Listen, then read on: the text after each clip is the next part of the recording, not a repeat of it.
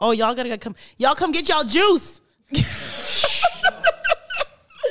Come get y'all juice. Y'all stop running around upstairs and come get y'all juice. We have a full house here, ladies and gentlemen. It's a celebration episode. Oh, yeah, it is. Yes, it is. You got your drink? Yeah, I got my juice. Cheers, cheers, cheers. Oh, my goodness. What are we cheersing to? We're cheersing to... Let them know, Zoe. What are we cheersing to? Oh, round of applause. We are cheersing to 50 episodes of the Relentless Diaries. We are cheersing to 1 million likes on TikTok. And we're cheersing to my late grandpa. I'll get into that a little bit. Cheers, everyone. Cheers. Thank you. Yes, sir. I'll take a sip before I start. Yeah. I got you. Okay, yeah, we're drinking right now for you guys because my grandpa's one of my... Oh, child. Sorry. We're drinking right now for you because that was one of my grandpa's favorite drinks. But What's yeah. on the intro? Huh? Oh, sorry. I was on the intro. Sorry. Like Zoe, mama, I go relentless. What up, Zoe? Relentless. What up, Zoe? Relentless. Shut the fuck up, Clyde. Except Trey. Period, poo. No, I'm kidding. I hate when people say that. Anyways, yeah, everyone, welcome to episode 19 or 20? 20. 20. What's wrong? You Never good? mind. Continue. Okay. Welcome to episode 20 of the Relentless Diaries. I'm your girl, your main host, Big Zoe, here with my two guys. 2 weeks felt very long. But yeah, y'all go ahead. Because we were in between, like, the rolling loud and everything. We were seeing each other every, 3 days. Yeah, I'm seeing It's coming back, though. Next week, we're doing a doubleheader, right? Facts. Yeah. Okay, go ahead. It's Goody in the hoodie like A Boogie. It's your boy Tresor, a.k.a. Poppy Trey, a.k.a. the Toronto Tiller, a.k.a. the president of Faithful Black Men Association. Don't chase me, chase your dreams. You heard? Mr. Flying Jiggy, Clyde Smitty, the rapper, actor, podcaster. Make the money come faster. You know. Period. Sorry. Yeah, okay. No bombs for myself.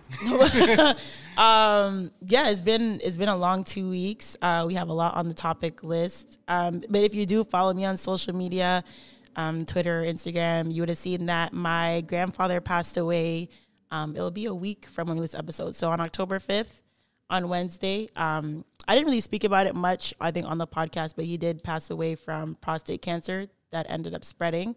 I don't want to cry, but my grandpa was probably like one of the most important people in like my entire life.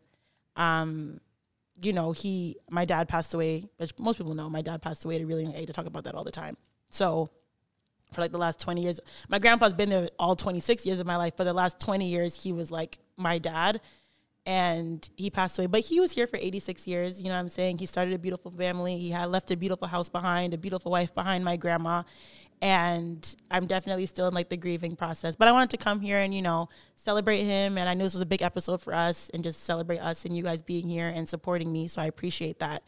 And yeah, I feel like I don't want to talk about grief too much, but I think like how important it is to like, I feel like grief can be a very sad thing and I think a very beautiful thing at the same time. One thing my friend said to me recently is like grief brings out what a person really is or how a person really, I guess, acts. It's revealing. It's very revealing, right? And most of my family, I will say, this has really brought us closer together where like we appreciate each other more, we're gentle with each other, and we're really just there. And you know, I was there when my grandfather passed. Like I was literally there. Like I watched him as like he took his last breath.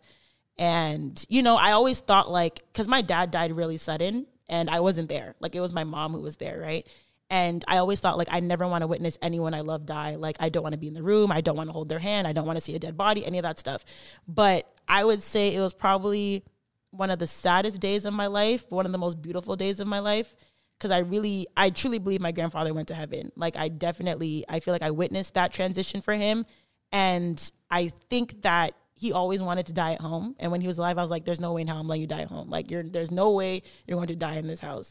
But like I said, it was a really beautiful thing. And my family we rallied around him. And, you know, even though it was emotional and we cried, it really truly brought us together. And we were able to give my grandfather that wish. And yeah, I mean, we had his body there for a few hours and I held his hand and I was talking to him. And yeah, I think people, like I said, we think of grief as a very negative thing sometimes, but I also think grief can be a very beautiful thing where you can like talk through things and you can discover things about yourself and discover things about your family. But on the other hand, not to get too into it, but grief can also bring out a very negative side of people, right? Unfortunately, I've seen a lot of things come out with people I would have never expected through grief. And it's like, is this really you, or is this the grief making you act this way, right? So, like I said, whenever there's a death in the family, it's difficult, but I just wanted to give kudos to my grandfather for being probably one of the best men I've ever seen or experienced in my entire life. Thank you. And like who I am today is definitely, he played a huge part in that. So he did 86 years in this life. Damn, that's a long applause. No kidding. Yeah. He did 86 years in this life, and I'm grateful to be his granddaughter. So, you know. Rest in peace. Yeah. Celebratory bomb? Yeah, celebratory bomb, right? All right. Yeah.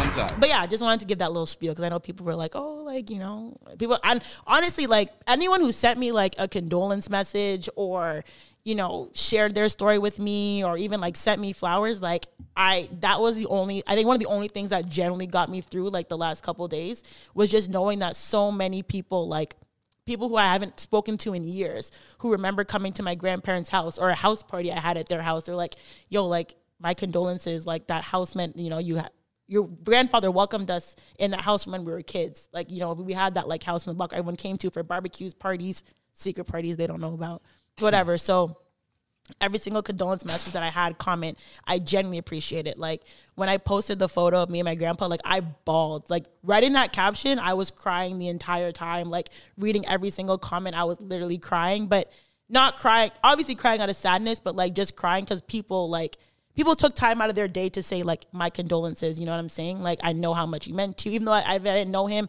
I've been in his home, you know, I've said hi to him. I know how much he meant to you. So I'm sending you prayers and light. That means a lot to me. So anyone who sent me anything or just like said a comment or a message, whatever, I genuinely appreciate it. Because even though I might not have responded in the moment or still haven't responded, I read it and maybe I was too emotional to respond, but it genuinely meant a lot to me. So thank you for taking time out of your day to send me your well wishes. You strong, Zoe. Thanks. Oh, I just got my lash stuck. Yeah, my lashes, I've cried off my lashes for the past 5 days, so my lashes might look crazy, but yeah. But regardless, this is a positive episode because like I said, we've had crazy milestones. You tired already? We've had crazy. Man getting ready. Reversal man's getting ready to reverse the card on us this entire episode. But yeah, 1 million likes on TikTok, which is crazy. I think that's a really good milestone for us, and 50 episodes over 2 years, and like the amount of downloads that we have, like where we're at for 50 episodes is like really, really, really impressive. Like, so thank you to everyone. The last 2 weeks I've gotten a lot of feedback from people that are supporters, listeners of the podcast. So thank you everyone for getting us to this point. 1 million likes, 50 episodes. That's righteous. Appreciate it. 50 more coming. Yeah. So. But I've like been offline, but like online for the past like 5 days. So I don't really know like too much of what's. It's been a crazy 2 weeks though. Okay, so where do you want to start? I wouldn't know. I feel like there's I don't know, the one that's most poignant to me. Mm-hmm. A guy that we've talked about a lot, sung his praises on this show a lot, Mr. West. Oh, jeez. I'm not okay. So I'm not even going to give Kanye West too much time on this podcast. Not because I love Kanye West, right? But I am not going to let Kanye West rile me up because Kanye West is doing what Kanye West does, literally. Right? And that's trying to rile people up, trying to be that outside of the box, you know, thinker, start a social media discourse. I'm not letting Kanye West do that. So Kanye West will be Kanye West, and I will just be quiet. You know what my motivation for but that I do was, not though? co-sign. I don't co-sign. Yeah. But I'm not going to let Kanye West ruin my day. That's all I'm going to say. My goal was I wasn't going to let Kanye ruin Kanye for me. Exactly. You know? Like, you know what? Like, can't I just listen to Graduation? Like, can't it just be that for me? You know? Why, like, I don't know. Yeah, I had to tune it out because what he was doing was egregious, but not, like, nothing new either. Even the tactics that he was... What was that word? Egregious. Did I mispronounce it? I've never heard that before in my life. What word am I trying to say? Egregious? Egregious. Who's Greg? Egregious. That's great. Oh, no, God. I thought it was a real word. I was just trying to get clarification. That's like Salmon or Greg? literally. What the fuck? I thought it was a real word. What is it? How do you say it? Egregious. Egregious. I'm just going to stay away from that word. Egregious. No, I stay away from that word in general, but it was at the forefront of my mind, and had to have this moment then. Yeah. Also, sorry, before we get into it, shout out to Manifesto for having us in our new space. Okay? I know I said last episode y'all could either vote for Red Table Talk, Trap House, or the third spot, which will be at. I appreciate all the votes coming in, but this is the spot where we remain. Some people like the Trap House. People did like the Trap House, and I was like, y'all better stop. Guys, I had to manually pick up the window and put it on the wall to stop the sound. Like, yo, when the window was off. Or the nut pillows. And there was pillows full of nut.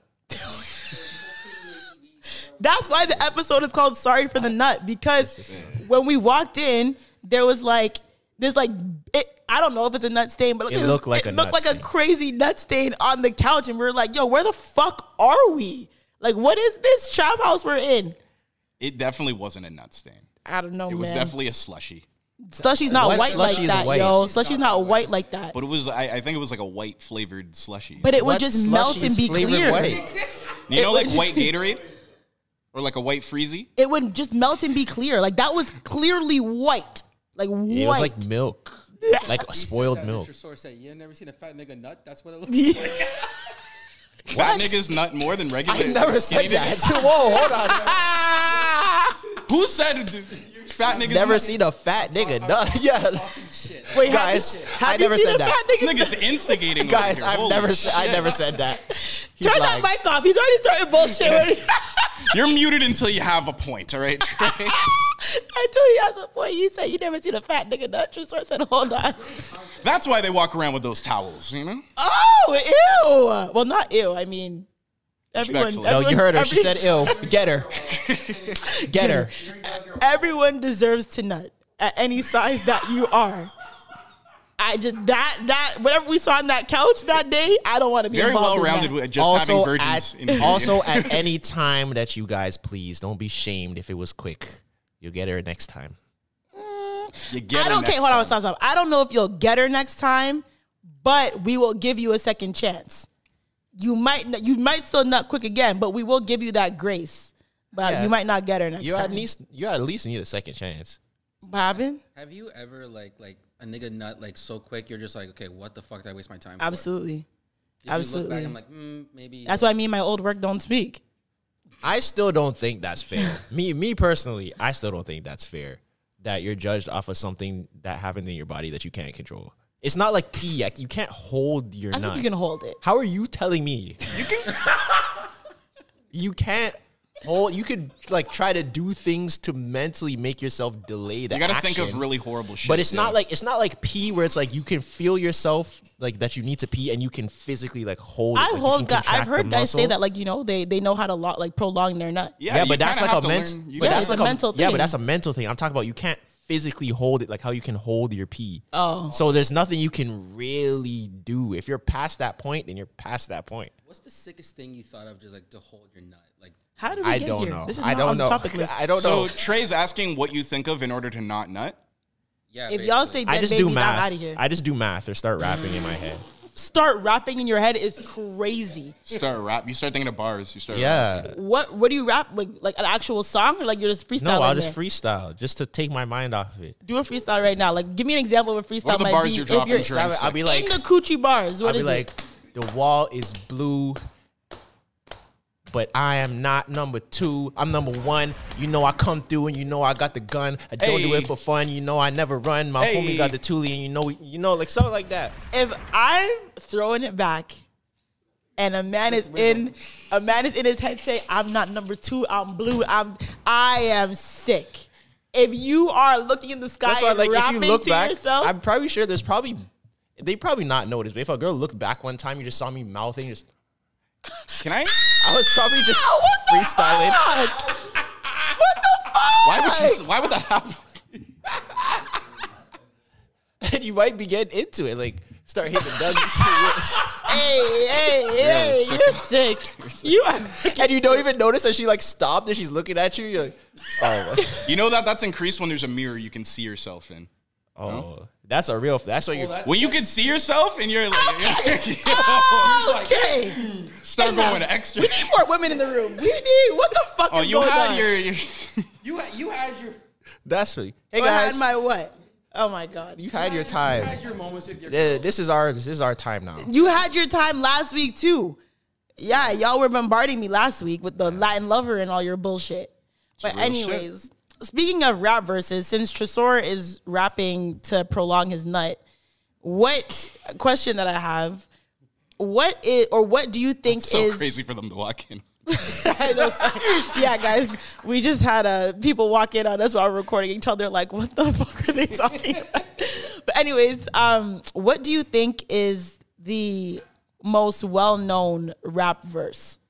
I have 2 in my mind. And I have 2 as hold well. on. When we say like well-known, like we mean like you think like everyone knows this verse, like the whole verse? Not necessarily Maybe the like the whole first verse, but, couple bars. The first few, like enough to where it's like you're rapping the verse. Okay, go. I have 2 in my mind. Okay. I have, for like the whole world, I feel like. Wait, world or world is the crazy. world, the most well-known rap This is how you verse introduced in it, the yeah. world. Okay. I have 2 in my mind. I have Lose Yourself by Eminem. Oh, this was my answer, bro. Everybody knows that. That's my answer. No matter if you like it or not, you know All the verse. I know is mom spaghetti. Exactly. You know the verse. And everyone knows But that. that's not a verse though. That's just a word. No, but you bombs know are sweaty. Something bomb. but Your everyone bombs are knows heavy. But Mom's everyone spaghetti. knows that. Okay, fine. Okay. Number 2, You better not. Fresh Prince of Bel-Air theme song.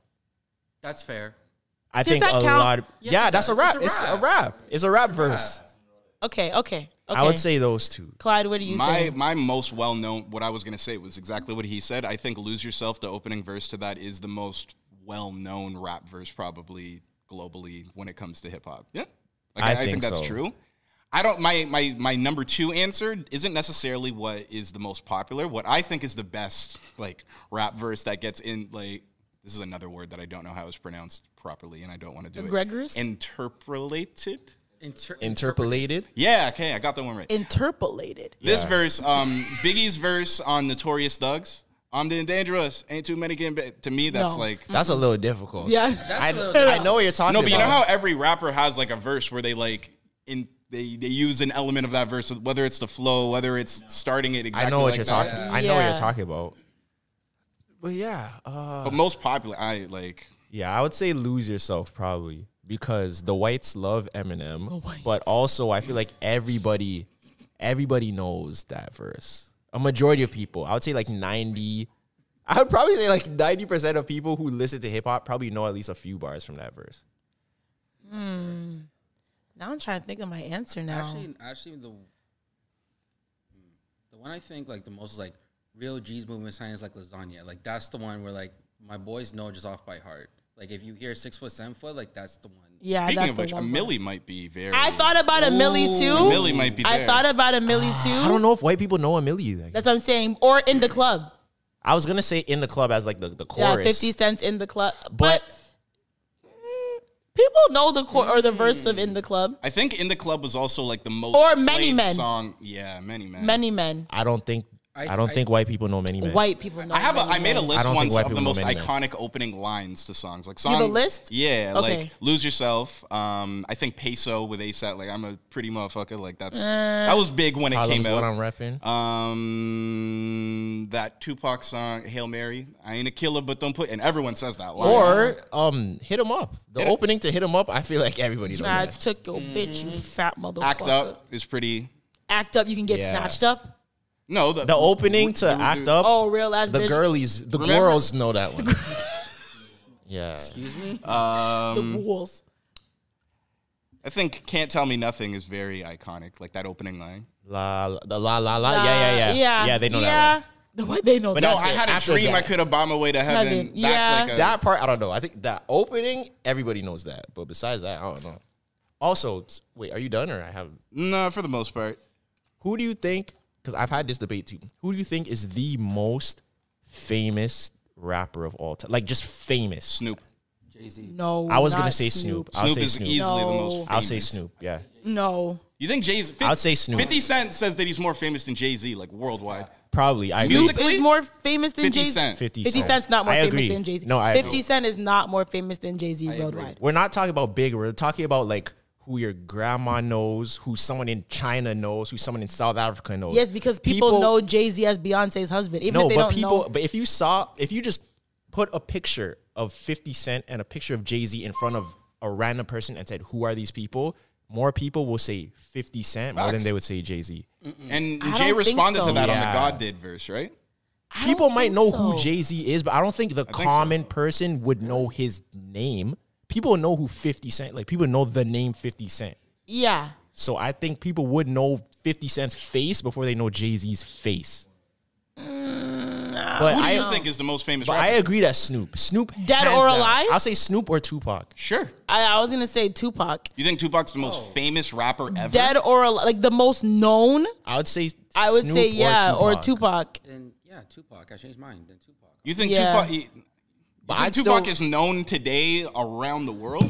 Oh, for sure. Are we talking about well-known or influence? Because I think No, Tupac's well-known. Just I'm talking known. about well-known. I Like- don't think Tupac's well-known like that. I think Drake may be more well-known than Tupac in today's day and age. Nah, I don't think so. I don't think so. Tupac has had a lot of legendary moments, like the rapper with the nose ring, you know, Yeah, the the West bandana Side, and the the nose ring. bandana, He's iconic and he's influential, but the Thug Life tattoo. Like, I feel like those are very like key points. You're like, okay, that's Tupac. But I'd still say Snoop. Yeah. Snoop for sure, I think. The biggest rapper in the world? Yeah. Yeah. Because Snoop has like crossed over so many genres and done so many things and has such a specific look and a specific name that I think Snoop, Kevin Hart, and Shaq are the most versatile like celebrities. They can Shaq. help. Okay. And The All right. Rock. So now Kevin we're Hart The is Rock, not. and The No, Rock, Kevin sorry. Hart is not. Kevin Hart's versatile. Like you may would not know. like Is him, but he can. Kevin Hart is very versatile. Is he? He can host Yeah. an award show Yeah. and then do like his own thing on the side. He can be a big like He's guest doing the. for something. He's the same thing in everything he does almost. no, like- but people know him. Like he's So like are all these guys that we're He's like naming. international though. But speaking of Shaq, okay, so who do you think is the most known basketball player? Shaq, Michael or Jordan. Michael Jordan. Michael Jordan. Michael Jordan.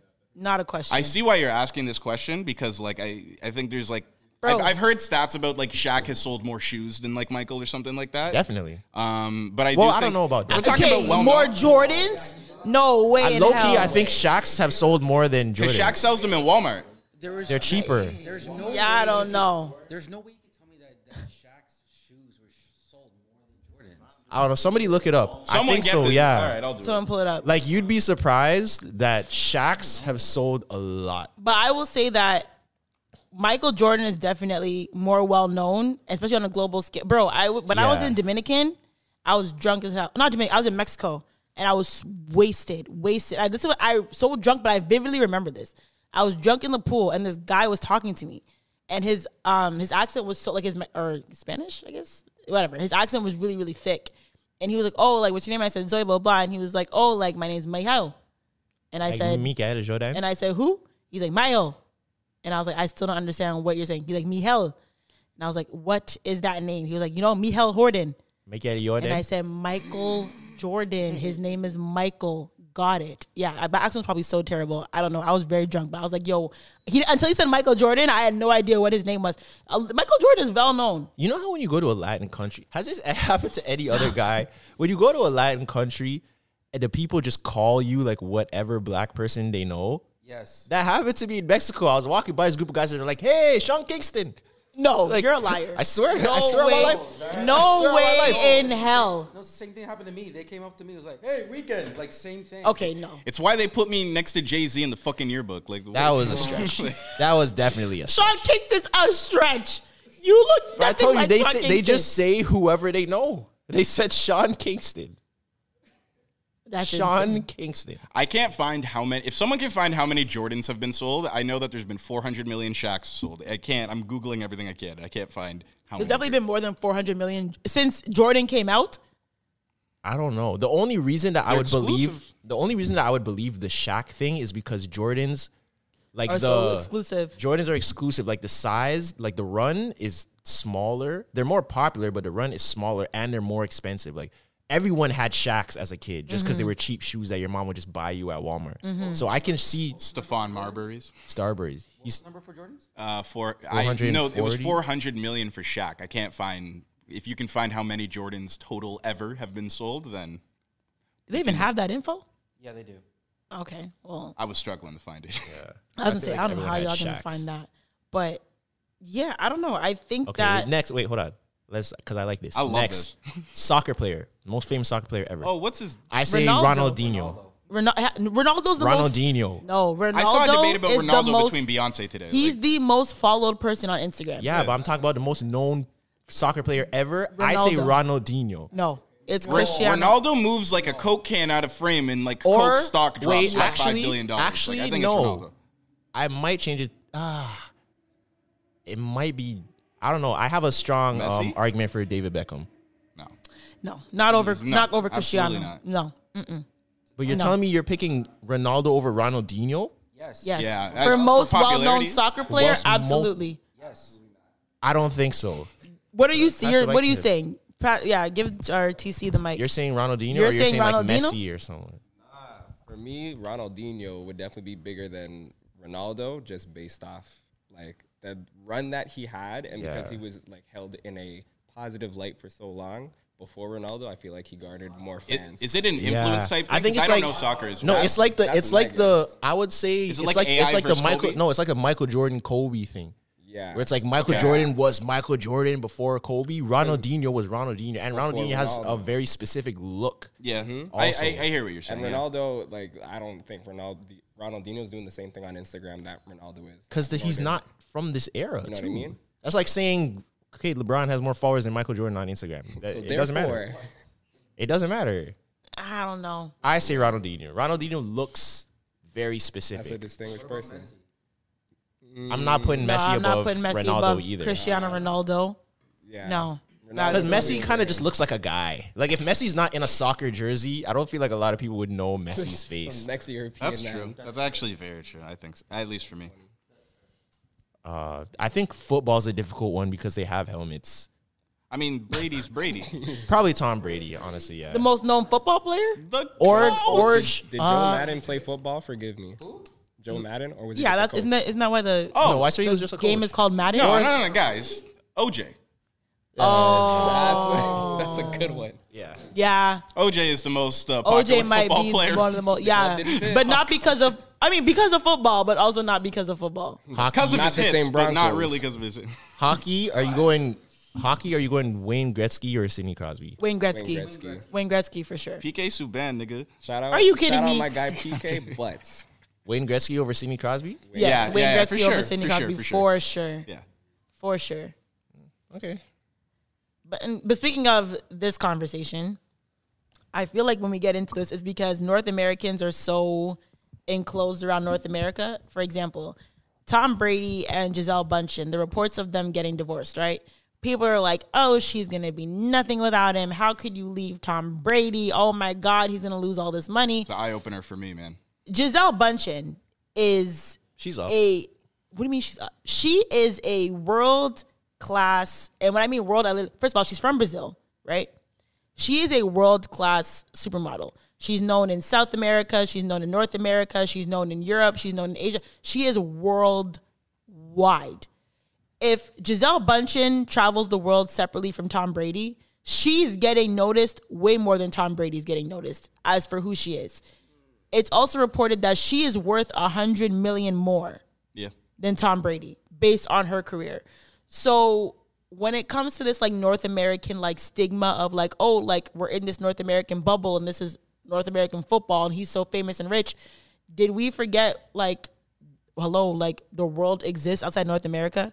And this woman has been working since she was like a teenager out of Brazil as like made a supermodel. Like what is happening in Americans' head thinking that she's gonna like she needs this man for anything?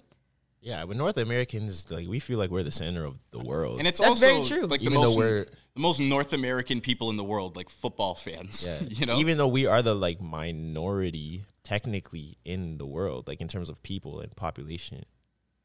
Oh yeah, we definitely are. We definitely are. Because you know what's crazy? I saw because about that, like Mr. Beast, he started dubbing all of his YouTube videos on another channel in like other languages because 97% of the world does not speak English.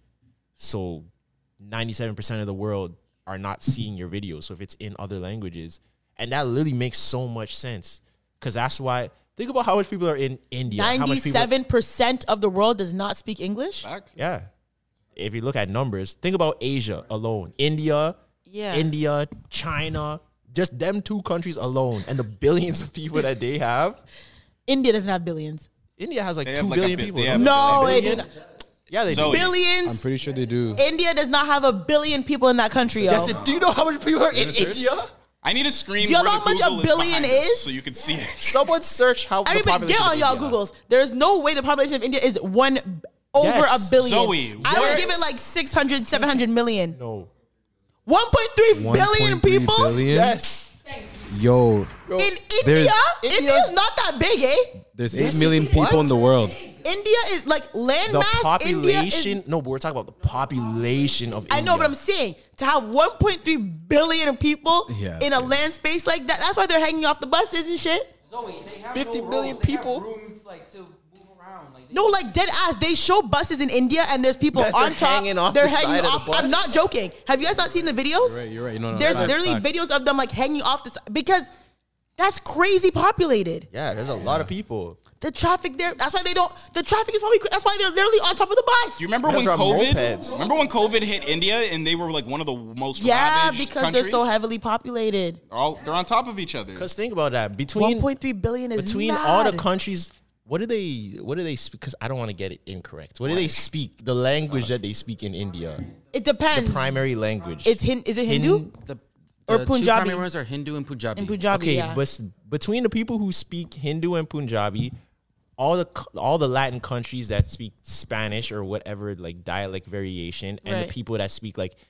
Mandarin, Cantonese, and stuff, that's billions of people compared to North America, where America only has 330 million, Canada has whatever. It's a sizable market you're leaving out if Yeah. your shit's only in English. That's why we gotta start talking in Hindu. You gotta We're gonna get someone you gotta to dub the hire someone podcast to in Hindu. dub. No, we actually need someone to actually do Hindu. Because then and take it Punjabi. in. Like, how much do you Music, think the population in China is? It's like Billions. I thought How do you say a billions. sick bitch in Hindu? 2 billion. I No. say 2 billion. Okay, let me. What? China. Yo, Wait, no. I want numbers. What's yours? do you know how much a billion is? Yes, Zoe, we already discussed India. You're wrong. Okay, what's your number? I say Go, 2 Trey. billion. What was the question? Population of China. But they have that one It's like child 2.1 rule. billion or something. 2 I know billion. it's 2 billion. I think it's Okay. 2.1. What do you say? I'm gonna I say say 2 1.7. 1.7? 2 2. billion. 2.1. No, it's more than India. So it's be 1.7. Ooh, so wrong. I was close. But it's still. Would you say billion. 1.2? Yes, but he said billions. S. He said 2 billion.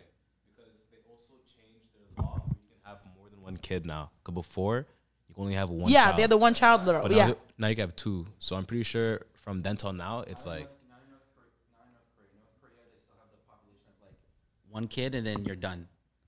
After that, like if what- you- In so- North or South Korea? North. So what if you have like twins or triplets? You have to choose. Yeah, you have to kill one. No, you don't. Okay, hold on. no. I'm not- Before I'm not- people come for us, let's get our facts together. No. There's no way they make you kill your child. I know this because my girlfriend is Asian and she has information about this. She told me about this like in a long history lesson. She said like in North Korea, I don't know if it's the same now because I'm not going to guess, but back in the days, if people had twins, they would have to kill one.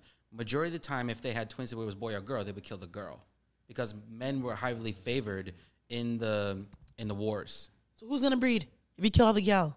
Oh no, the women. I'm not gonna talk on that because I actually don't know much about that. But generally, when they had twins and it was a girl, they would kill the girl. How long ago was this? Hope this was a long time ago, not recently. If I guess, and I'm probably gonna get something wrong, so I'm not gonna. It's That an is issue crazy. that definitely still plagues them socially. Right, Like, definitely, there's but- emphasis on having more. I thought they would just give boys it than- away to someone who maybe couldn't have a kid instead of just ending their lives. But with all those people, like that's why it's so funny how ignorant North Americans are. Because even in the music industry, There's artists all the that, yeah. Indian artists numbers are ridiculous. Latin artist numbers are ridiculous. Like all the K-pop groups numbers are insane. Like they're eating, and that kind of goes into like what I was talking about before, where I had a realization. I saw people talking about it. I'm like, yo, I really think, not even I really think, I know for a fact, Bad Bunny is the biggest artist on earth. Like Bad Bunny is bigger than Drake. Bad Bunny, As I an think he artist, did yeah. 5, you guys could correct me if I'm wrong. He did it, but I think he sold out Yankee Stadium 5 times. No rapper could do that. No rapper could sell out. No rapper could sell out Yankee Stadium 5 times. I in mean, a row. Hove could. Wait, hold. No, No, we couldn't. He did. Didn't No, he he do it? couldn't. He did a Yankee Stadium tour thing. Jay-Z is not selling out Yankee Stadium five times. No way. Maybe 3 times. Sold out? Sold out like no seat in that bitch. No way. Jay-Z's not selling out Yankee Stadium 5 Yankee times. Stadium's 55,000 people. Not 5 times. Not 5 times. Maybe 1 or 2. I'll give it maybe like a back-to-back night. Him but and 5, Eminem did like a thing where they did the Detroit and New York stadium, and they sold it. I think they did 4 dates for each thing, and they sold it out. And then Jay-Z also did a tour with Justin Timberlake where they did just stadiums all across. So like, it's not like he's crazy. I think I went to that tour. Justin Timberlake and Jay-Z. I think it was just JT. It was a 2020 Experience. Oh, was okay, that was Jay-Z there? 2020 Experience. No, that was after what I'm talking. Okay, about. never mind. Okay, yeah. Because even if you're just looking at Spotify numbers, even though that's just numbers, Drake is 60.9 billion. Bad Bunny is 63.8 billion. And that's just repeat numbers. that. Drake is 60.9 billion listeners. And Bad Bunny. 60.9. I'm not billion, million. I'm sorry. Oh, I'm like, there's not even 60. Why are we talking about billions? No. 60.9 million. Okay. Bad Bunny's 63.8 million listeners. Just I'm like, there's on not even billion Spotify. people on this. There's not more than, what is it? What, 8 billion? And the numbers like for the songs are insane.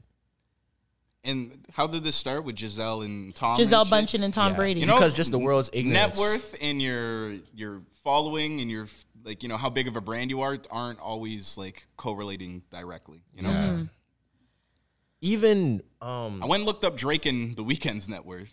Like, you contrast them, they're probably not what you think they are off the top of your head. You know? You mean like they're not that far off?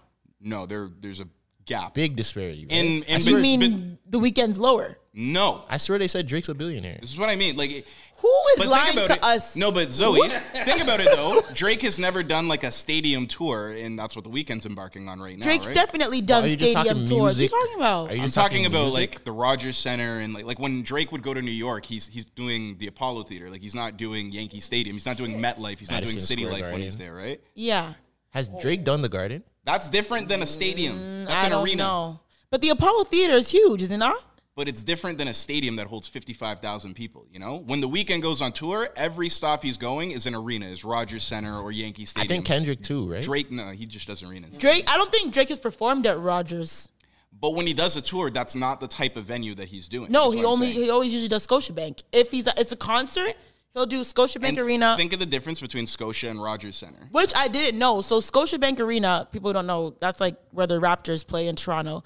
Scotiabank Arena's numbers are significantly smaller than the Rogers Center, which is where the Blue Jays It's play. a stadium. It's the difference between arena and a stadium. Yeah. There's more people in a stadium. Right. Yeah. I did not realize that until I actually like to look up the numbers. Like college football stadiums can hold 100,000 people.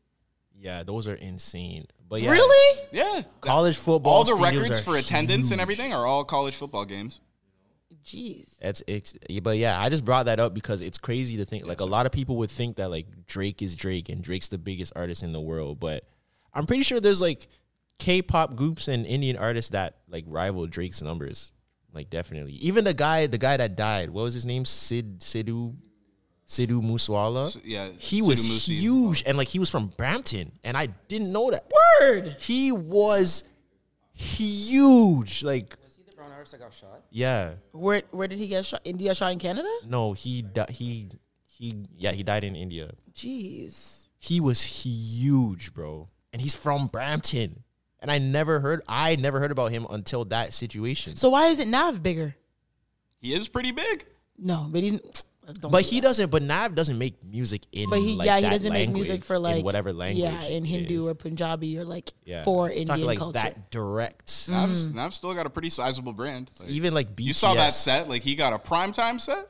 People know I the feel words like to the I feel songs. like they pull those strings for that time because But I mean, it's probably the same contrast like when brown people don't know alkaline, but we know alkaline just at the top of our head, but brown people probably don't know who the fuck we're talking about. But Alkaline's numbers can't even closely. Yeah. He's not doing even in Rogers the Center. dancehall world, alkaline numbers are not doing I'm not numbers. saying numbers, but we know who we're talking about versus like someone who's not part of like the soca world. They won't know. Soca? Jesus Christ. Dancehall, sorry. I'm about to say turn this mic off. Because even permanently. there's a lot of artists out of Brazil Yep. that do stupid numbers. Yeah. Yeah, like the Portuguese speaking. Even the influencers, like, fuck music. Like, just bro. people from other countries are more popping than a lot of the people that we think are the biggest in the world. Definitely. That's world's a crazy to big see. place. That's Yeah. why I need to, bro. If you speak more than one language, that That's literally a fact. makes Yeah, so honestly, much you're sense. very privileged if you are multilingual, Bilingual, Bilingual. or well, it depends. how much you know. multilingual or bilingual. What language would you want to speak if you could choose? If I could speak any language, Yeah. Cantonese or Mandarin. I say Spanish. Spanish or Mandarin, yeah. Why Spanish?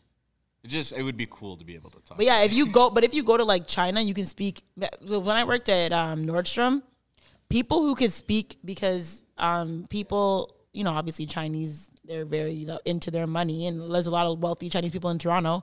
If you can speak Mandarin or Cantonese and you were at Nordstrom, you were You're up. selling bags. Like all the Chinese women who worked for Nordstrom were rich, pulling in 6 figures a year from selling La Mer cream. That makes sense. I'm not even joking, because they spoke Mandarin and Chinese people were the big spenders. Chinese New Year, Lunar New Year, all that stuff. Yo, WeChat, black people were crying. People were white people and black people in Nordstrom were screaming for sales because they could not speak. They were on Google Translate trying to speak to people in Mandarin.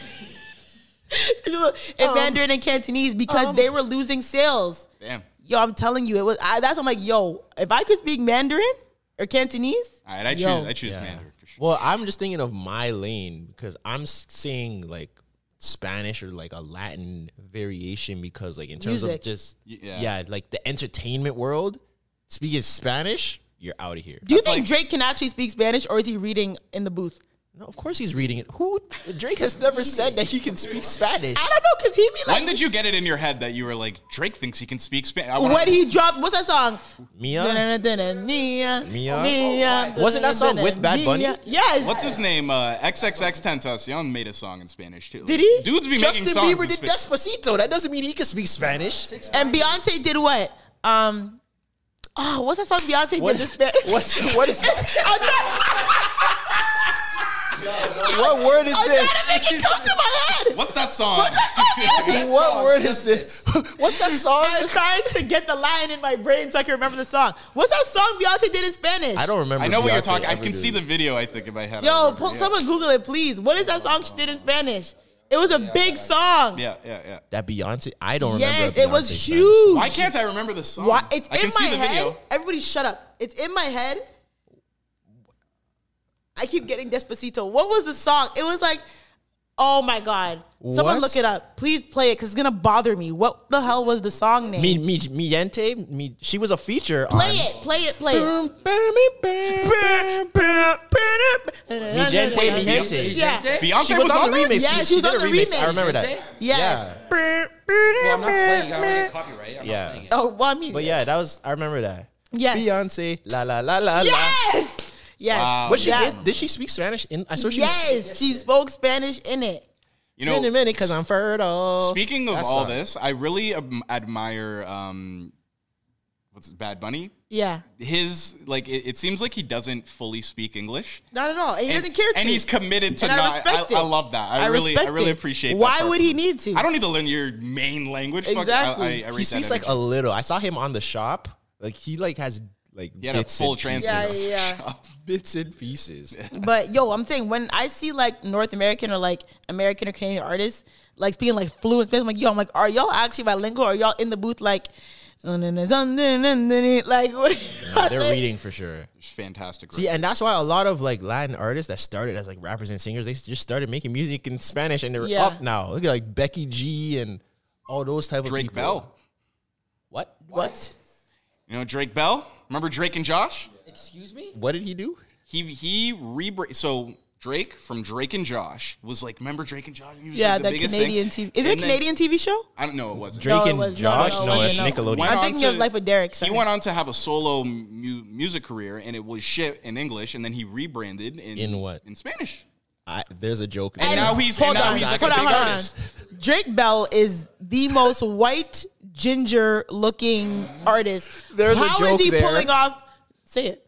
No, because Do I'm it, gonna. yeah. Can we bleep it? Can we bleep it? We'll decide after. No, there's no decide after. I need to know right now that this is not gonna be in the episode. I promise. So what's Drake Bell's like? Never mind. No, You can't do that. You can't do that. what is it? You guys are not gonna chastise me again. It's not happening. I'll tell you guys after. And I've got a good. You know what? I've got a really good follow up for whatever you're gonna say. Don't worry. You're not. I got good contextual follow up. Go ahead. So what's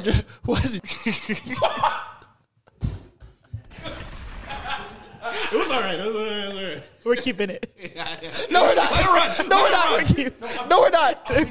We're keeping No, it. we're not. No. No, we're not. He's gonna get killed. No, we're he's not. not. Yes, No, no, this- we're not not. gonna get- This may or may No, not they're gonna make it kill worse. me. This piece of information may or not make it worse. Or actually, no. I think he's Mexican. Drake Bell is Mexican. Drake Bell is not Mexican, yo. Everyone shut up. Drake Bell is not Mexican. I'm so sorry. Drake Bell is not Mexican. Everyone shut the fuck up. He's not. Oh, no, Do not lie. There was a question mark next to that. headline. Yeah, exactly. He's not. He's not.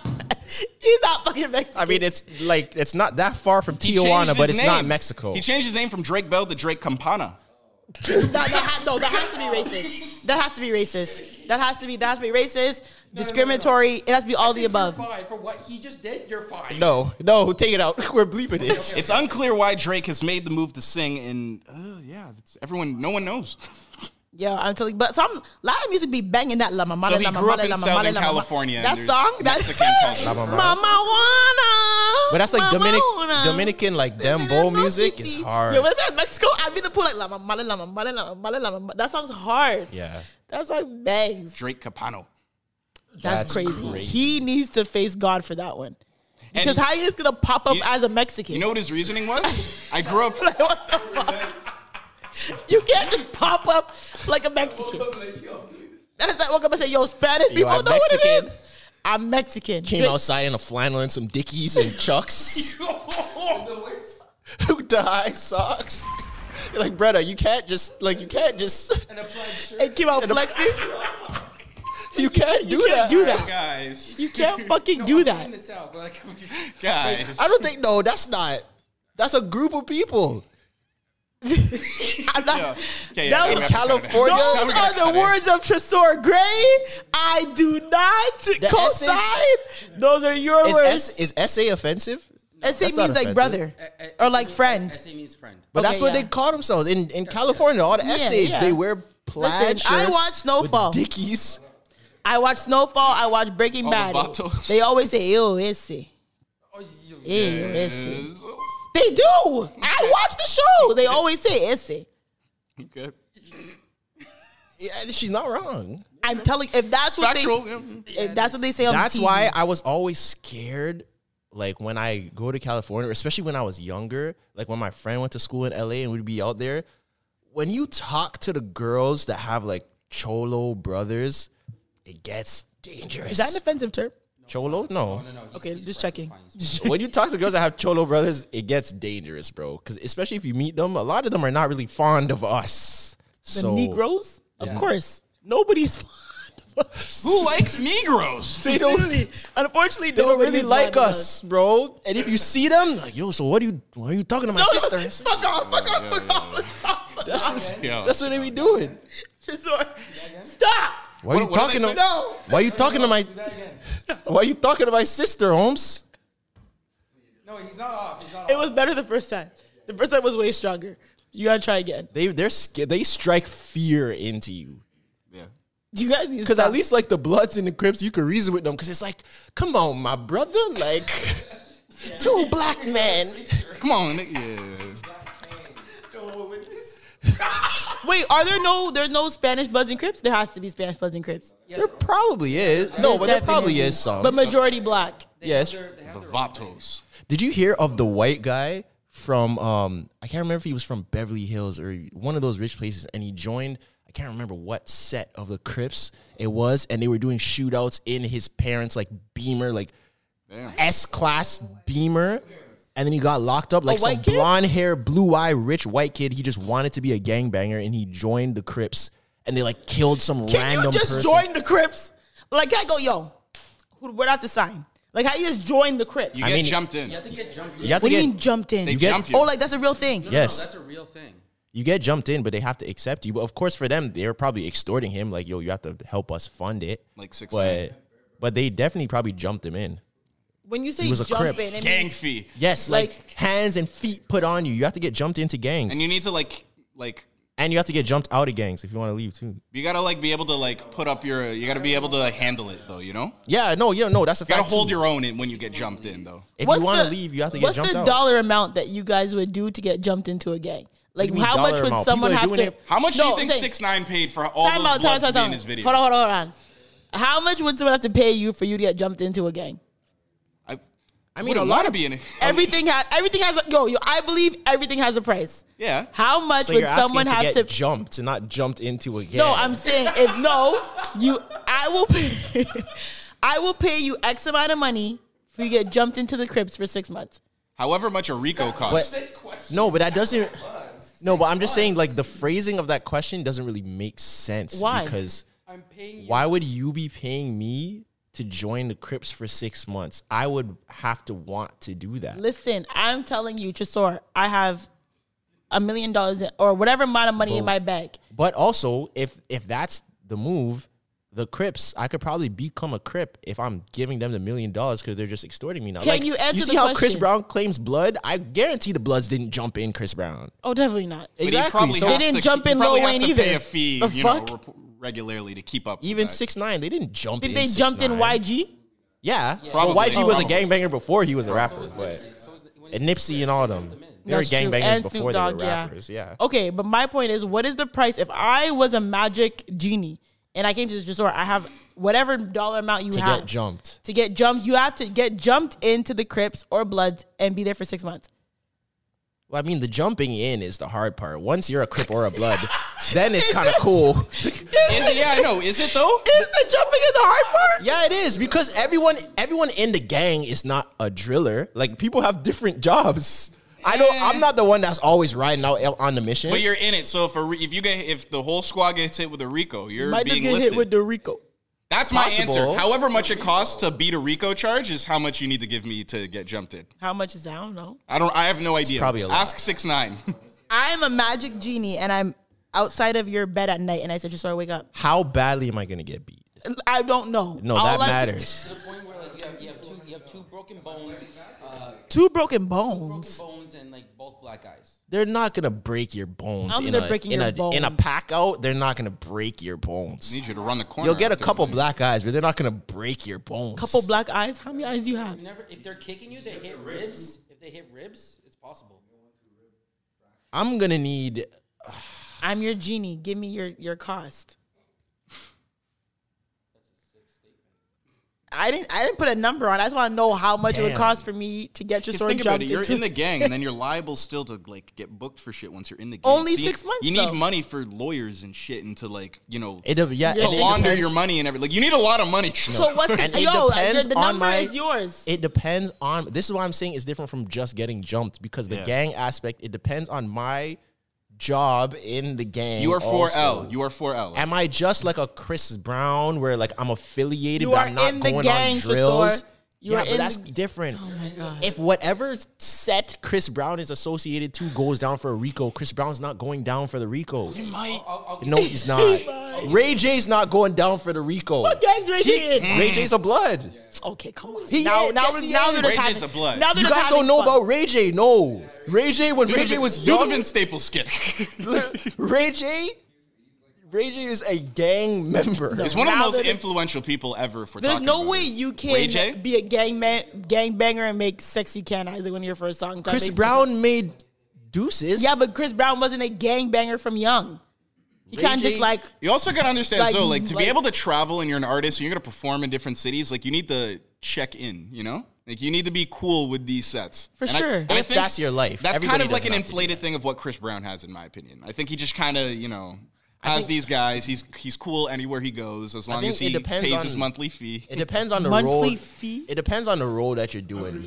It depends on like Subscription. the life that you live and the role that you're doing, because that check-in thing, that's not real for everybody. That's only Yeah, I real guess. for certain people, because no one's asking Khalid to check in when he goes to Atlanta. I don't know, to but LA. those people. No one's asking Shawn Mendes to check in when he goes to Atlanta or to LA. It's just like if you're in that world. I don't know though, because I feel like they like are checking for people who have money, who have jewelry or like whatever, you know. Like, but it's not. You got to make sure you're okay when you go there. Yeah, but it's not that though. Like it's certain people, bro. I guarantee you, Harry Styles is not looking over his shoulder in LA thinking that gang members are coming to rob him. True. Obviously not. Exactly. That's what I'm saying. Like Jaden Smith does not have to check in when he goes to LA. Okay, fair. I mean, I get you. You see, I still didn't give my number. See, it's gonna need to be in the millions. How much? I'll give you the scenario. You're still doing your entertainment shit. Trey, talk in the mic if you're gonna talk. Yeah, for real. Okay. You're still doing your entertainment shit, but you have to keep like at least like I don't know which gang you're choosing, but you have to keep at least like 3 or 4 gang members with you at all times. That's what people do regularly. Okay, so what's your number? That's the what I'm saying. That aspect actually adds to you. What is the number so we can move on? You have to account for that though too. I'm gonna need, and I don't know what's gonna happen in this 6 months. No, but he added that this is an important part because he added that I'm doing entertainment. So that's probably probably just you're at home making TikToks in the bando. I'm not in the bando if I'm Tresor, getting the mill, bro. It's gonna need to be in the millions. How much? 5, 10? Nah, it doesn't need to be that high. I'll probably do it for $1 million. You'll join again. I'll probably do it for $1 million. A couple mil. I think some niggas got a job for you, Tresor. I'll probably do it for a couple. Yo, Bloods are watching this like, yeah. They're looking at his TikTok right now, like 500,000 followers? You said you need $1 million, yo. I'll probably do it for a couple mil. No, not a couple mil. Don't switch up now. You said $1 million. You are and I get to pick which set. Yes, it's not just a random set. You get to pick which set, either Bloods or Crips, but you're telling me. Yeah, but it depends. Like, do I get to join like the cool Crips? You're doing too much. Like, do I get to cool like the cool Crips? You're doing too much. Or just like the random Crips, like the Crips in like Nebraska that just started. You're doing too much. You're doing. You're doing too much. From the Nebraska I know. Crips, we now know your number to join a gang is neighborhood 1 million. Nebraska. I would need at least $1 million for me to even consider it. That's crazy to me. For me to even consider it. Slap you some jewelry. 1 million is so low. I think 1 million is a really low number. I think so Hey, too. smile real quick. I think so too. I'm just hoping that like my time in this gang, there's not a lot of things going on. Like it's just a peaceful 6 months. All I said was 6 months. Give me your number. I said 1 million. Because you guys that's lower than that's lower than a lot of max jackpot. Because it's like, what do you say? I'm doing entertainment. No. I get okay.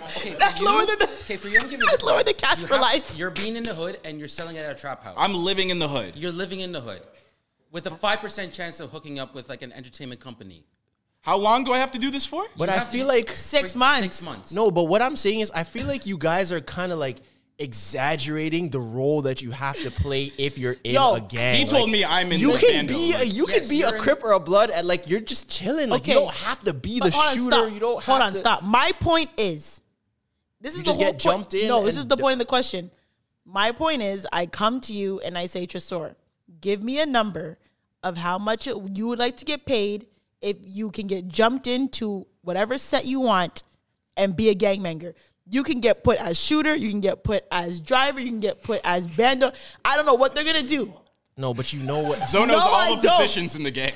No, but I'm telling you, like, getaway driver. You can be driver, you can be shooter, you can be D-boy, you can be whatever. No. Whatever I don't know what they're gonna put you in, but what is your number? Yeah, but like when you get there, you as a person, like they're gonna assess you as a person and know what role to put you in. Okay, fine. They're not gonna make me the shooter. They feel like you can do anything. You can be the shooter or the driver. You're doing too much. It's not gonna happen. You're doing too much.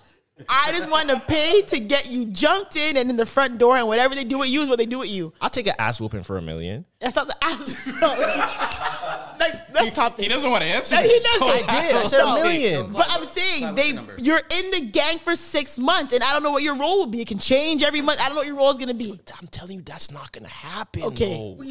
Clyde, what's your number, please? He's saying I'm in the bando and I got to do this for 6 months and like I'm moving stuff. With the you're moving stuff with a 5% chance of getting picked up by a record company or whatever. So you can make it out of the hood, but it's a 5% chance. So for 6 months, I gotta live in the hood. Yes. I need like 2-3 mil. Bro, people live in the hood for free for their whole life. Yeah, but I got the Not spine. you. I'm the plug. Not though. you. Do you know how crazy it is I'm to the plug. pick someone up from the suburbs and just drop them in a Compton bando? Are you crazy? Yeah. You will be crying at night. I think for me to You can adjust. Don't act, Tresor, don't act brand new, bro. Of course, it's gonna be if rough. if we drop you in Baltimore, you are not just adjusting. It's gonna take a while. You're gonna go through a couple things, but you can adjust. Tresor, Bro, shut up. I feel like you guys are like. I think it does depend on the person. I feel like I'll be able to adjust eventually. You're not. You guys are forgetting I lived in Chicago in 2000 and like in the hood like of real Chicago. No, I didn't live in the hood of Chicago. But I was over there a lot on the south side. Nah, nigga, I'm talking. You are in the fucking hood, yo. That is not a joke. Yes. You suburban things are not gonna be like. But what I'm saying I'm gonna just is- live in the hood and just adjust. Yes, but no. what I'm saying is That is born bred people. That's all they know. yes. Eventually, you as a human will adjust. In 6 months? It's either you're gonna adjust or you're gonna die. So what? I know I am not surviving. I know myself. You will adjust eventually. I promise you, I am not. From how I was raised and where I'm from, thankfully, I am not. If you drop me in the hood of fucking Chicago or the hood of Philly or the hood of what's it called, Baltimore, Or Bed-Stuy. I am not. Look at me. I am not surviving. Because also one thing, I would not know what to do. What am I doing? Not for nothing. One thing a lot of people forget: the hood's pretty fun. Besides the danger, Oh my lord. besides the danger, you have fun. Oh my lord. So What hoods are you going to? the hood is fun. It's valid. This is good. This is good. That's Okay. a valid. This is the most Canadian hood answer I've ever seen. Not to say that. Not What are even you ta- against I'm not Canadian even. No, hoods. I'm not even talking Canadian hood. If you're in LA and you're in Inglewood, you're in Compton, like those people are good people. Yes, but I'm saying Like you will have fun. Those block parties, those barbecues, you're fish thinking fries. like- the positive side. I'm not talking about when people start shooting. I'm just talking about. You're thinking like 90s TV hood. No, I'm talking like I'm not. everyday hood. I'm You're thinking not. Snowfall. Of course, I'm not. Of course Like, yeah, not. you're thinking Franklin Saint with the Converse and the high pants thinking San and the Andreas. polo. No, I'm talking like No, I'm not. I'm talking about. You have a just- point. I hear what you're saying. It depends what hood, of course. But if I'm thinking like LA, Compton, Inglewood, South Central, those people, like the people from that area are really good people. Those areas are very saying rich they're in bad culture. people. Those areas have a lot of things think going it's- on, like the hood days, the block Absolutely. parties. But I'm It saying can be I fun don't- outside of the danger. But that's what I'm saying. Outside of but the danger comes with being in the hood. Of course, but I'm saying you're moving like every day, you're ducking gunshot and you're scared and people are chasing after you as soon as you come outside. That's not true. If I'm the plug, I No, am. I'm not saying every day. And then on top of that, Because he said I'm the plug. No, and then on top of that, she said you're in a gang. So people aren't messing with you every day. Okay, You're so what's in your the number? gang. Okay, so what's your number? I said a mil. Okay. 6 months? I could do 6 months. Okay. If you're watching this podcast and you know you're in a gang, There's some neighborhood Crips looking at Like, Tresor's social media analytics. Like, I don't you think can the use hood. him. So what's I'm not your saying number? the hood is like terrible, but I mean it is not the best place. We know that people who live in the hood, but I'm saying it's like I don't think it's like I can survive here for 6 months, no problem. I mean people do it I every never day, said but that.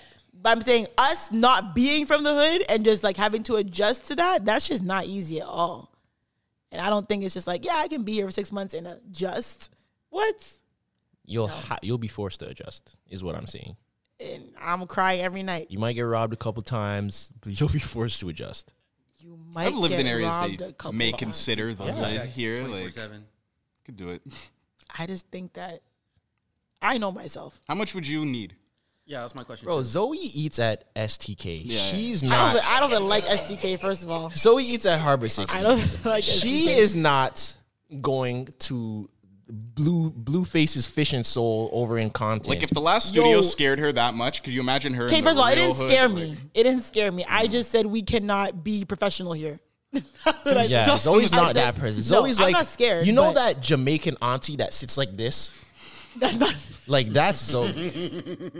So not imagine true. her in a bando in Compton. That's not true. But the thing is, I'm just saying, like, from the people that I know and situations that they've been through, I know I would not be able to just adjust to that lifestyle. I wouldn't be able to. I can like go to the hood for like a day and come out. But 6 months in the hood, you see a lot of scary shit, yo. What's your number then? And you'll have to adjust. I don't know if I can adjust. There's no amount of money that could get you to survive in the hood. That's not true. That's not true. As a woman though, like as a woman in the hood, like I think as a woman in the hood, you're probably better off than us. I think so too. I would say like 20 million. 20? What? Yeah. I don't know. I feel like y'all. Yo, I'm saying I know the stories that I've heard from like or people that I know in the States and like shit that they've witnessed. I'm like, yo, if I wouldn't. Oh my God, what? I don't know. 20 million. And to be there for 6 months. Mm-hmm. I don't know how true The Wire is, but The Wire was nuts. I would not survive on The Wire. If I was on The Wire, the show. Have you guys seen The Wire? Yeah, but that's yo. Here Omar's but you see, that's states. Omar was walking around with a fucking shotgun through the street. You wouldn't want it with Snoop. But that's happening. But that's happening to them, people that are actively living that life. Yo, kids were getting shot through the windows. Yeah, bro. that happens. That definitely happens in the hood. But like for a majority of people, that doesn't happen. So I'm just gonna play the odds and hope that I'm in the majority of people that make it through. I don't know, man. As 3 people from the hood, we probably shouldn't divulge too far into hood politics. Literally, all I'm saying is, I'm not from the hood, so you can't just pick someone and just drop them in like a serious situation like that and be like, yeah, I can adjust to this. I can sleep this off. What? No. I just think you don't get back on that. I just don't think people give themselves enough credit as human beings. You will be forced to adjust to whatever situation you're stuck in. It's like you know the kids that like they were bad and their parents sent them back home to the motherland. They had to adjust. That's it. Technically, I mean, he's not wrong. I technically did. I lived in Jamaica for like a year, but you know, it was on some Earl Sweatshirt boot camp. Like, we gotta make sure he gets fixed up. Let's send him away, type shit. I got finessed into living in Jamaica for a year. Yeah, I got tricked. Damn. But how the hell do you get finessed into living to Jamaica for a year? My mom said, yo, we're going to Jamaica. We're going to go for 3 days. If you like it, you can stay for 3 months. I'm like, all right, cool, because we were moving from Vancouver back to Toronto. Okay. So we went. After 3 days, I'm like, yeah, you know, I'm not really feeling this. I just heard the door slam behind me in a car going, and I was in Jamaica for the rest of the year. Your mom left you in just. Yeah. Wait, what part of Jamaica? I'm exaggerating with her running out the door, but I told her, yo, I don't want to stay, and she's like, nah, you're staying. And I was like, that wasn't a part of the deal. Like, was it punishment or just like to like? No, like she just I wasn't a bad kid. Like I just think she just like. It was easier for her, like, to move us without me being there with whatever stuff she had to handle, because that's after my stepdad died and everything. Like, it was just easier for her without me there, but I didn't want to stay there. Yeah. I was in Kingston, in the hood, in Vineyard Town. I went to St. Teresa Primary School. I don't know where none of those people are today. Oh, my God.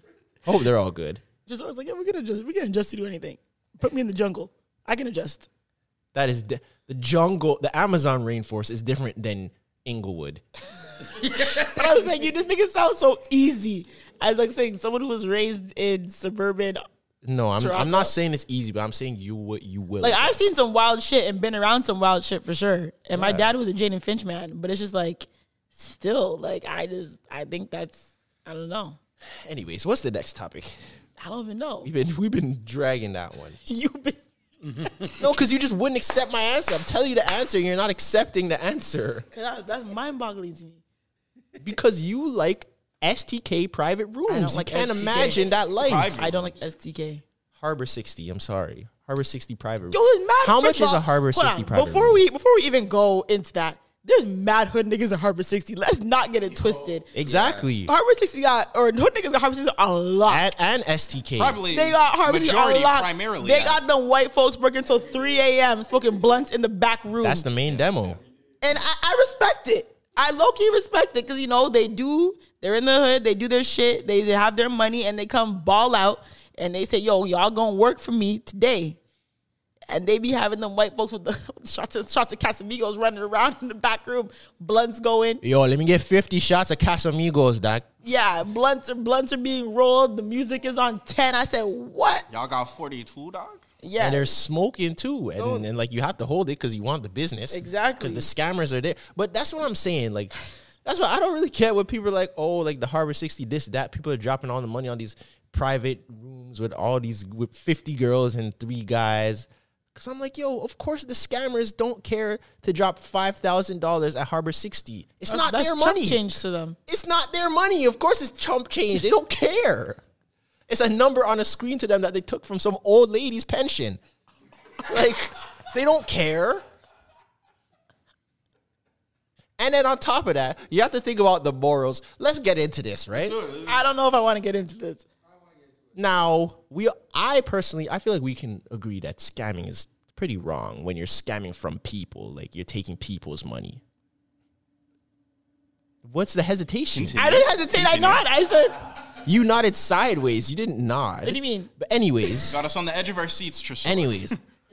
So these scammers go out, they spend their money, whatever. I feel like a majority of people would say that scamming is wrong. And I'm just going to assume here, right? I'm not saying you've actually been in this situation. But let's say you were at the private dinner, at any of these private dinners that you've ever been at where the bill has been covered. If the scammers are paying for this meal, are you by default saying that you are okay with these scammers stealing money from people because they are paying for your meal? Is that now okay because they're paying for you? I've never, like, knowingly been to a dinner where a scammer's paid for my meal. But I don't think I've ever been to a private dinner and it was on the tab of a scammer.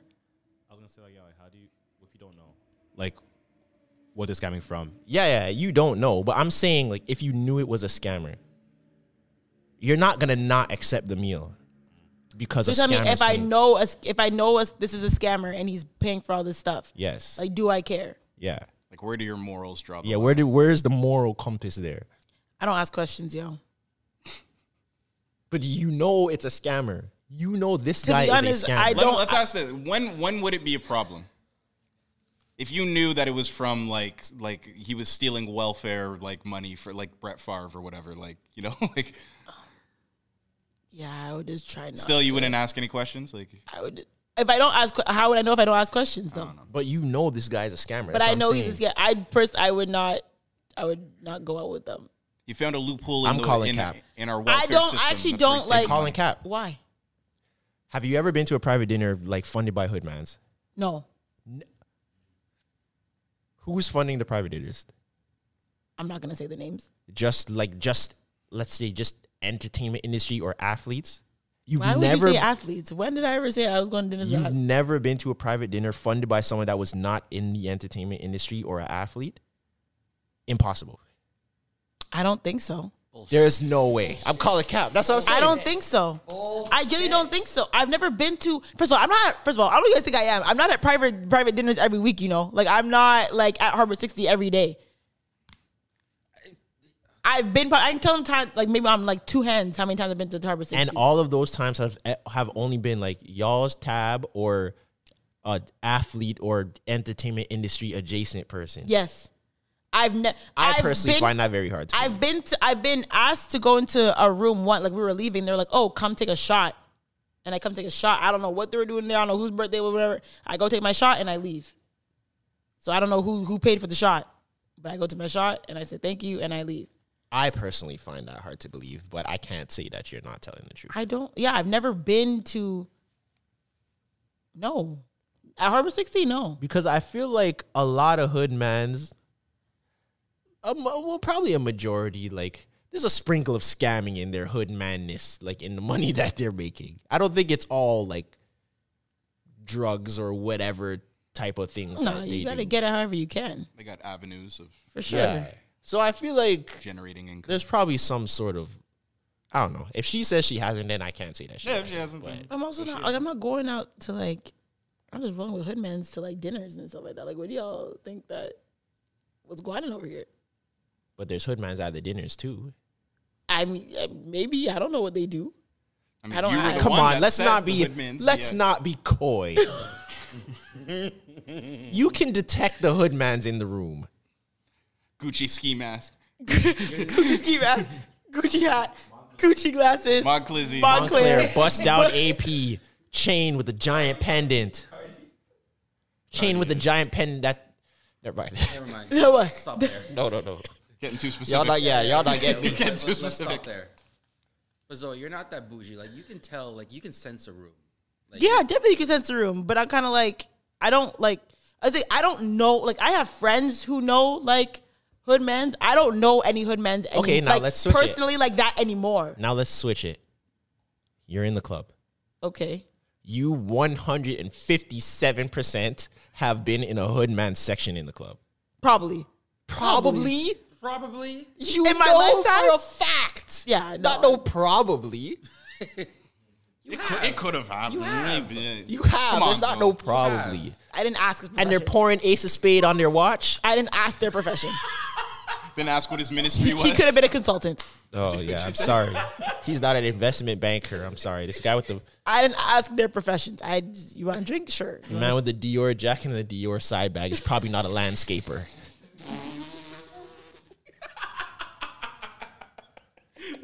The I Dior did side not. bag is crazy. I did not ask their professions. And now, is that okay? You know that it's the scammers and the hoodmans. How do I know? How do I know? Come on. How do I know? You know. Stop being coy. You can't. How do I know? You I do know. not assume a black man's But you're career not based on dumb how he either. looks. Oh man, look at what she's. You're not dumb. I do not assume a black man's career based on how he looks. Oh, shut the Okay, no. She's gotten really good at this podcast. Next, okay. So you're telling me that you have never been in the club and known that someone in this section that you're in has a firearm. Oh, no. Listen, You don't think none of those mans to have be guns? honest, I'm very ignorant because like I have friends who are like, yo, that guy's a gun. And I'm like, where? How do you know that? I actually Like I genuinely I don't look for that stuff. To me, ignorance is bliss when it comes to that shit. maybe if you're ignorant and you don't like know how to detect it, then No, maybe no, I I'm can telling. believe you. I purposefully make myself not detect it because to me, ignorance is bliss. Oh, here's a bag. Okay, here's a bag. I'll notice. I will I see. don't- I'll be like, okay, I feel like that guy probably has a gun. Yeah. But my friends be like, yo, he definitely has a gun, whether it's here or there. And I'm just like, okay, you know what? Shots? Because I don't Oh, want there's to know. gonna be shots. All right. But you definitely know the people you're talking to at the club, though. What do you mean? You can tell like someone is not like a freaking real estate agent or some shit like that. How do I know? You, oh my lord! I'm telling Next. you. Yeah, just go. Forget it. If we're gonna be obtuse. How I'm do being I obtuse know? right now. Y'all not gonna get me. How do I know? Y'all not gonna get me. You're acting. Yeah. Y'all that's- not gonna get me today. That's like me. What? That's like you saying what? That's How'd I like- know she was a No, prostitute? That's like me saying. That's like me saying the girl. That's like me saying the girl with the lip fillers and the BBL and the Fashion Nova bodysuit. How do I know that she's not a doctor? She could be. Odds are she's probably not. She could be. If we're playing odds and statistics, Some people like to pretend to be what they're not. These girls can work at McDonald's. with a BBL. Abs- If you're working at What? McDonald's with a BBL, you are playing the game wrong. Priority is a little mismatched. There's girls who work at the airport with BBLs. You are playing the game wrong. No, they're probably just working so they could get like free flights and stuff. The perks of the airlines. I know a girl that's like a video model that's like she's kind of up, but she still works for Delta. Oh, Jesus Christ. What's the next topic? Before we have to get into our sports recap and wrap this up. We might be there. Oh, no. My last topic, which we got to get into. Okay, so the other day a bee flew into my car, right? Oh, Jesus. Listen, one thing about me, know where this I do not like flying insects. If the insect flies, it's me versus them. I saw a tweet that says, I will destroy my house over a fly. I will absolutely destroy my house over a fly. There's been countless times where I've broken windows, curtains, knocked down lights, smashed light bulbs because I'm trying to kill a fly in the house. I do not fuck with insects that fly. So the other day, a bee flew into my window. If I had to choose between calmly driving to get the bee out or crash the car, I'm crashing the car into the guardrail. Now, in that day, I thought about, what happens if just every bee just like turned on a human being? Like, what happens if every bee or wasp just said, sting them? Black Mirror did this. It's over. We're done. What happens? What happened if like 50 bees just flew in my car? I would purposely drive off the Gardner into the lake. Okay? So. Okay. Where is this going? So my point is, why are we not scared? Why are we not more scared of insects and animals turning on us one day? Okay. Because I'm telling you, if every bee, if an alarm went off in every single wasp nest and it said, sting all the humans, sting all the humans, sting all the humans, we are fucked. We are absolutely fucked. Okay, I feel like it depends on the animal. No, Tresor. It depends where you are, and it depends on the animal. If every spider in the world said just invade the houses, people are hurting themselves. That's it for me. Yeah, you're done. Yeah, You are done. You're done. Did you see that Mexican mom spider prank thing? Any spider of any size just finding its way into Spider your prank? home. No, I haven't seen it. Are you kidding me? Insects, if insects turn on us, I promise you I'm out of here. But You know A Quiet Place? what's the ratio of dangerous insects to non-dangerous insects? I don't care. I don't care Like, if they're harmless. Yo, imagine centipedes turning on you. Are you insane? But what are the centipedes gonna do? Crawl. No, they can. No, The centipedes. fuck? Centipedes, like if they were big, they would be able to like kill you. Yeah, but like the regular centipede. If there's a lot of them, like they feel got like you sharp could teeth. get away. Centipedes got really sharp teeth. Yes, this is why I'm saying it depends on the scenario. If there was 50,000 centipedes, like, Because it would- if 50,000 centipedes are coming towards me right now, I think I still have enough time to run. Like I could. And They what got if they're coming 10,000 and they're legs, coming like, through the they're front door faster. and they're coming through the window? Where are you going? Just run. Yeah, eventually till I get, you're gonna have to fight until you get outside. And then Once they're you- outside. Yeah, but it would have to literally be millions of centipedes. That's my point. Just on me outside for that to be a difficult scenario. I feel like you can have enough time to get away. I think when it comes to like birds, if the birds say, yo, it's up, we're done. We're done. We are all the birds. I'm talking like the pigeons. No, but the insects- the cockatoos, the blue jays, the ostriches, the eagles, the geese. chickens, the Oh, geese. the geese. Yo, geese alone. If Canadian geese said it's up and it's stuck, We were talking about gang shit. The geese, yo, because you'll Yo, fuck with. geese? It's even there's laws that protect them. You can't Yeah. even kill a geese. Like I a think goose the or Canada whatever. geese are the hardest gang in Canada. You fuck with one of them, they'll call They their are niggas absolutely- and they'll pull up with Yeah. 8 more geese. Canadian geese are the hardest set in Canada. Smart, like they know Absolutely. they have privilege too. Yeah, they know you can't kill them. They know, like they walk. So the around road geese are and the say, white "Look at you," people like, of the "Fuck, nigga," animal and kingdom? I'm Yeah. walking. Yeah, they are crazy. literally protected by like the Constitution. Oh, yo, if dogs like just have that scent, like we're dead in like minutes. Yeah, if dogs turn on us, we're Until the army comes in, then we'll be what good. army? Until the army comes in. If there is a mass invasion of any kind, the army's getting called. The army will kill all the dogs. Okay, so say we had like a mass invasion of horses. Oh no, that's not as hard. I feel like Horses. I feel like, Horses are scary. No. Exactly. They But Horses also- are scary as fuck. but also I feel like the bigger the animal is, it's probably it's easier to maintain because there's going to be less of them in an area. No, I'm not saying less. And- Imagine a million horses. Yes, but what I'm saying is a million horses are not going to fit in this room. A million centipedes could fit in this room. So I think it would be less danger because you'd be able, if you have guns, you could kill the amount of horses that could stay in this room. You can't kill the amount of wasps that could fit in this Imagine room. you're just on road and just bare horses. Like you can't Run, leave. if I'm in a RAV4, if I'm in an F-150, Tresor. I'll get through Every few day, before- like I'll get in a imagination. few. Sometimes What do you mean be real- imagination? Talk about a million horses in a room. I know what I'm saying. It's imagination. I'm saying like sometimes be realistic. Like a million horses in a room? No, I'm saying.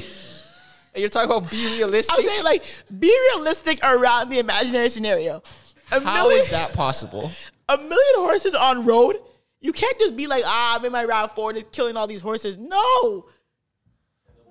I think you forget how strong these animals are, yo. How aggressive, like how mad are they? They want to turn on us. Yes, but what I'm saying It's is us versus them. the million horses are not all just going to be focused on me. Like if I get on a rooftop, somehow, some way, there's going to be some Have you sort of seen I Am Legend? avenue for escape. Have you seen I Am Legend? Like even if you shoot a horse while it's momentum, it won't stop. Like Yeah. it will still keep going, but it will eventually go down. And I you know. need big guns. And But like, what they're I'm big saying is- animals, man. It's Don't not watch just too much TV. It's not just We going are to be done. me. Like we're still finished, but I'm saying I would have more of a fighting chance because it's not just going to be me. Okay, it's so not like the million horses. Your are fighting coming chance would just towards have a me. gun outside your house and Let's just. do for the scenario that like you're on a farm and you raise horses. Like this is your farm. Then Oh, you're then done. you're if it's fucked. just You're fucked you, if you're that happens. finished. Okay, there we go. Okay. If you're in the middle of New York City, you'll have a chance. This reminds me of Answer the Internet. One of the most popular questions they have is if you were in an open field and had a bat and there was how many small people, they say 2-year-olds, I'm not going to say 2-year-olds, but how many small people could you handle in waves? What do you mean? Oh, You're like, in a field and it's like, survival. what's wrong with you? And how many waves of little people in helmets could you deal with? Helmets? Like they're Oh, wearing wearing- helmets. Yeah. But I could probably- Why am I fighting? Am I fighting them? Or am I Actually, talking no to helmets, no helmets, no helmets. No, yeah, Am I no fighting helmets? yeah, you got to survive. How many waves are you surviving? them? Of 2-year-olds? No, but how many of them are there? Oh, I'm Starts knocking with 2-year-olds like 4, out. and then it doubles. 4, I could do 4 easy. No, but it double after you kill 4, then 8 come. Like how many are in the waves though? he just Starts said it at starts doubles. at 4. It starts at 4 and then it doubles. I could do 4. Starts at 2. I could do 2 Starts at 2, easily. then it doubles. 2's getting wiped off. Two's getting wiped up. 4 is definitely getting wiped out. 4 is getting swept up. 8.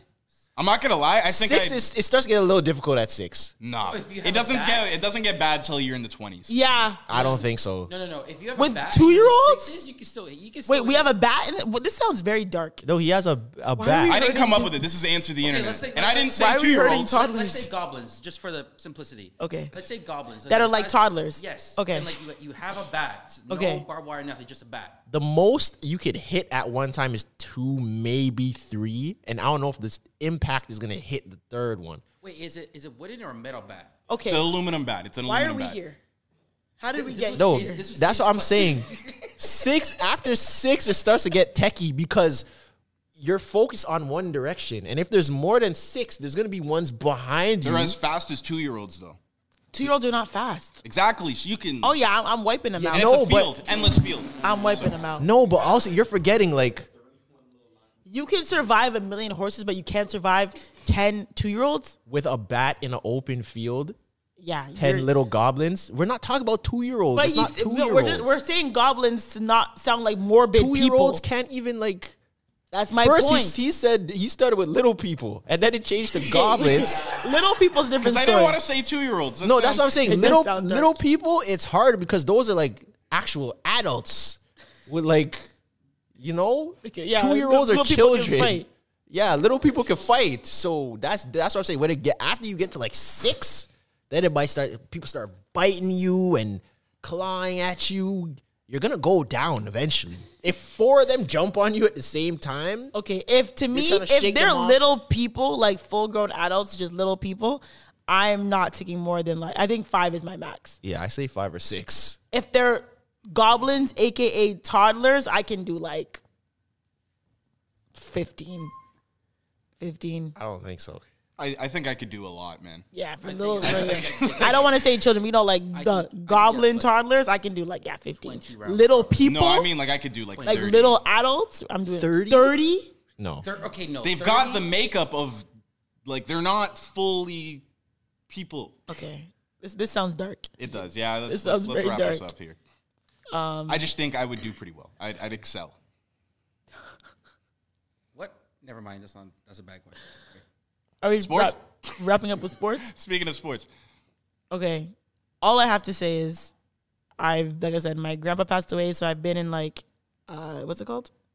A bubble? Bubble. Thank you. All I know is whoever this Victor Ute is, the Victor, I don't know his last name, forgot his last name, Victor, who's gonna be the number 1 pick. This This will probably be the best NBA season when it comes to tanking. That's all I'm gonna say. I don't care who wins this year. I am ready to see all the teams tank to try to get Victor as a number one. Wembanyama. Okay. 7'4" boy that's hitting 7'5". fadeaways, right? He's 7'5", and he is hitting like He moves like a guard. 38 points. He is hitting like step back threes. He is hitting sidestep threes. He is dunking on his tippy toes, and he can move the ball. Someone said He can play point guard. Someone said if LeBron was in his draft class, LeBron's getting drafted second. No, literally, people have said That's if probably LeBron true. was in his draft class, LeBron's number 2. That's fair. He's That crazy. man, he's gonna change basketball. we he's gonna always- change the NBA. But It's- he's a risk hazard though. He's definitely a Yeah, risk if he hazard. doesn't get So injured- if Yeah. God forbid if he gets injured, yeah, that's right. Because men who are usually that, or people who are usually that tall, they get first thing is back and knees, right? And feet. And men And who are feet, 7 yeah. foot plus in the NBA don't typically have tenured careers. For sure, but he's not moving like the average 7 foot no, of plus course. NBA player. He's He very looks strong, coordinated. too. Like he looks like Like a he's problem. doing stuff I've never seen anyone at over 7 feet do. Who's guarding him outside of maybe Jason Tatum and maybe Kevin Durant? Why do you keep seeing Jason Giannis. Tatum? Like he's Jason Tatum's tall. Giannis. like Joel Embiid. He'd get tall? shoot up. by No, him. but I'm saying Jason Tatum is good defense for the size. He's like what 6'10". I don't know. But I'm People saying look at he's Tatum as he's a perennial 7'5" and doing stuff that Jason Tatum does at 6'10". It's a very So short list. Kevin Durant, Giannis, Jason Tatum. I'll say They're LeBron. LeBron's not guarding that guy. I don't know. He's not gonna eat LeBron. He's not gonna eat LeBron, but LeBron's in trouble. That nigga's in Kawhi trouble. can figure it out. Kawhi.